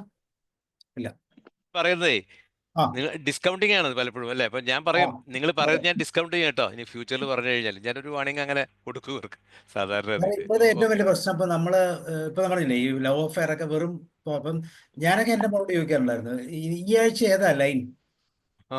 ഒറ്റ ചോദ്യം ചോദിച്ചാൽ മതി. പിന്നെ ഓട്ടോമാറ്റിക്കായിട്ട് അവർ പറയും ഈ ആഴ്ച ഇല്ല, അടുത്ത ആഴ്ച ഇല്ല, എനിക്ക് തോന്നുന്നു എന്റെ പണി എന്നൊക്കെ അവർ പറയും. എന്നുവെച്ചാൽ അവരുടെ അതേ ഫ്രീക്വൻസിയിലേക്ക് നമ്മൾ എത്തണം. പക്ഷെ നമ്മൾ ഒരിക്കലും ചോദിക്കും അങ്ങനെയൊക്കെ ചോദിക്കാൻ പറ്റുമോ? അയ്യോ മോശമല്ലേ. ഇപ്പൊ നമ്മള് കല്യാണപ്രായമാവുന്ന കുട്ടികൾ പറയും വല്ലയിടത്തു നിന്നൊക്കെ ഒരെണ്ണം പിടിച്ചോണ്ട് വരുവാണെങ്കിൽ എന്ത് എളുപ്പമാണ്, സ്ത്രീധനം വേണ്ട, എന്തൊക്കെ കാര്യങ്ങൾ എന്ന് പറഞ്ഞിട്ട് അവസാനം പറയും പക്ഷെ വീട്ടിൽ കയറ്റാവുന്നതിനെ ആയിരിക്കണം കേട്ടോ എന്ന് നമുക്ക് പറയാം. അപ്പൊ അങ്ങനെ ഒരു പാറ്റേൺ നമുക്ക് ഉണ്ടെങ്കിൽ ഓട്ടോമാറ്റിക്കായിട്ട് അവർ നമ്മളോട് റെസ്പോണ്ട് ചെയ്യും. എന്നിട്ട് പറയാം നമ്മൾ എന്തെങ്കിലുമൊക്കെ കേസ് ഉണ്ടെങ്കിൽ ഒന്ന് പറയണം കേട്ടോ, അങ്ങനെയാണ് നമുക്കൊന്ന് മാനേജ് ചെയ്യാമല്ലോ. ഇങ്ങനെ നമ്മൾ ഫ്രണ്ട്ലി ആയി ഒരു കൂട്ടുകാരനോ കൂട്ടുകാരിയോ പറയുന്ന പോലെ തന്നെ നമുക്ക് പറയാൻ പറ്റും. അപ്പൊ ഓട്ടോമാറ്റിക്കായിട്ട് അവർ ഓപ്പൺ അപ്പ് ആവും. ഇല്ലെങ്കിൽ അവർ ഓപ്പൺ ആകത്തില്ല. നമ്മൾ ഈ പറഞ്ഞ പോലെ മറ്റുള്ളവർ നാട്ടുകാർ പറഞ്ഞാൽ അറിയേണ്ടവർ. ഓക്കെ, അപ്പൊ thank you. So good night. See you. Bye. Good night.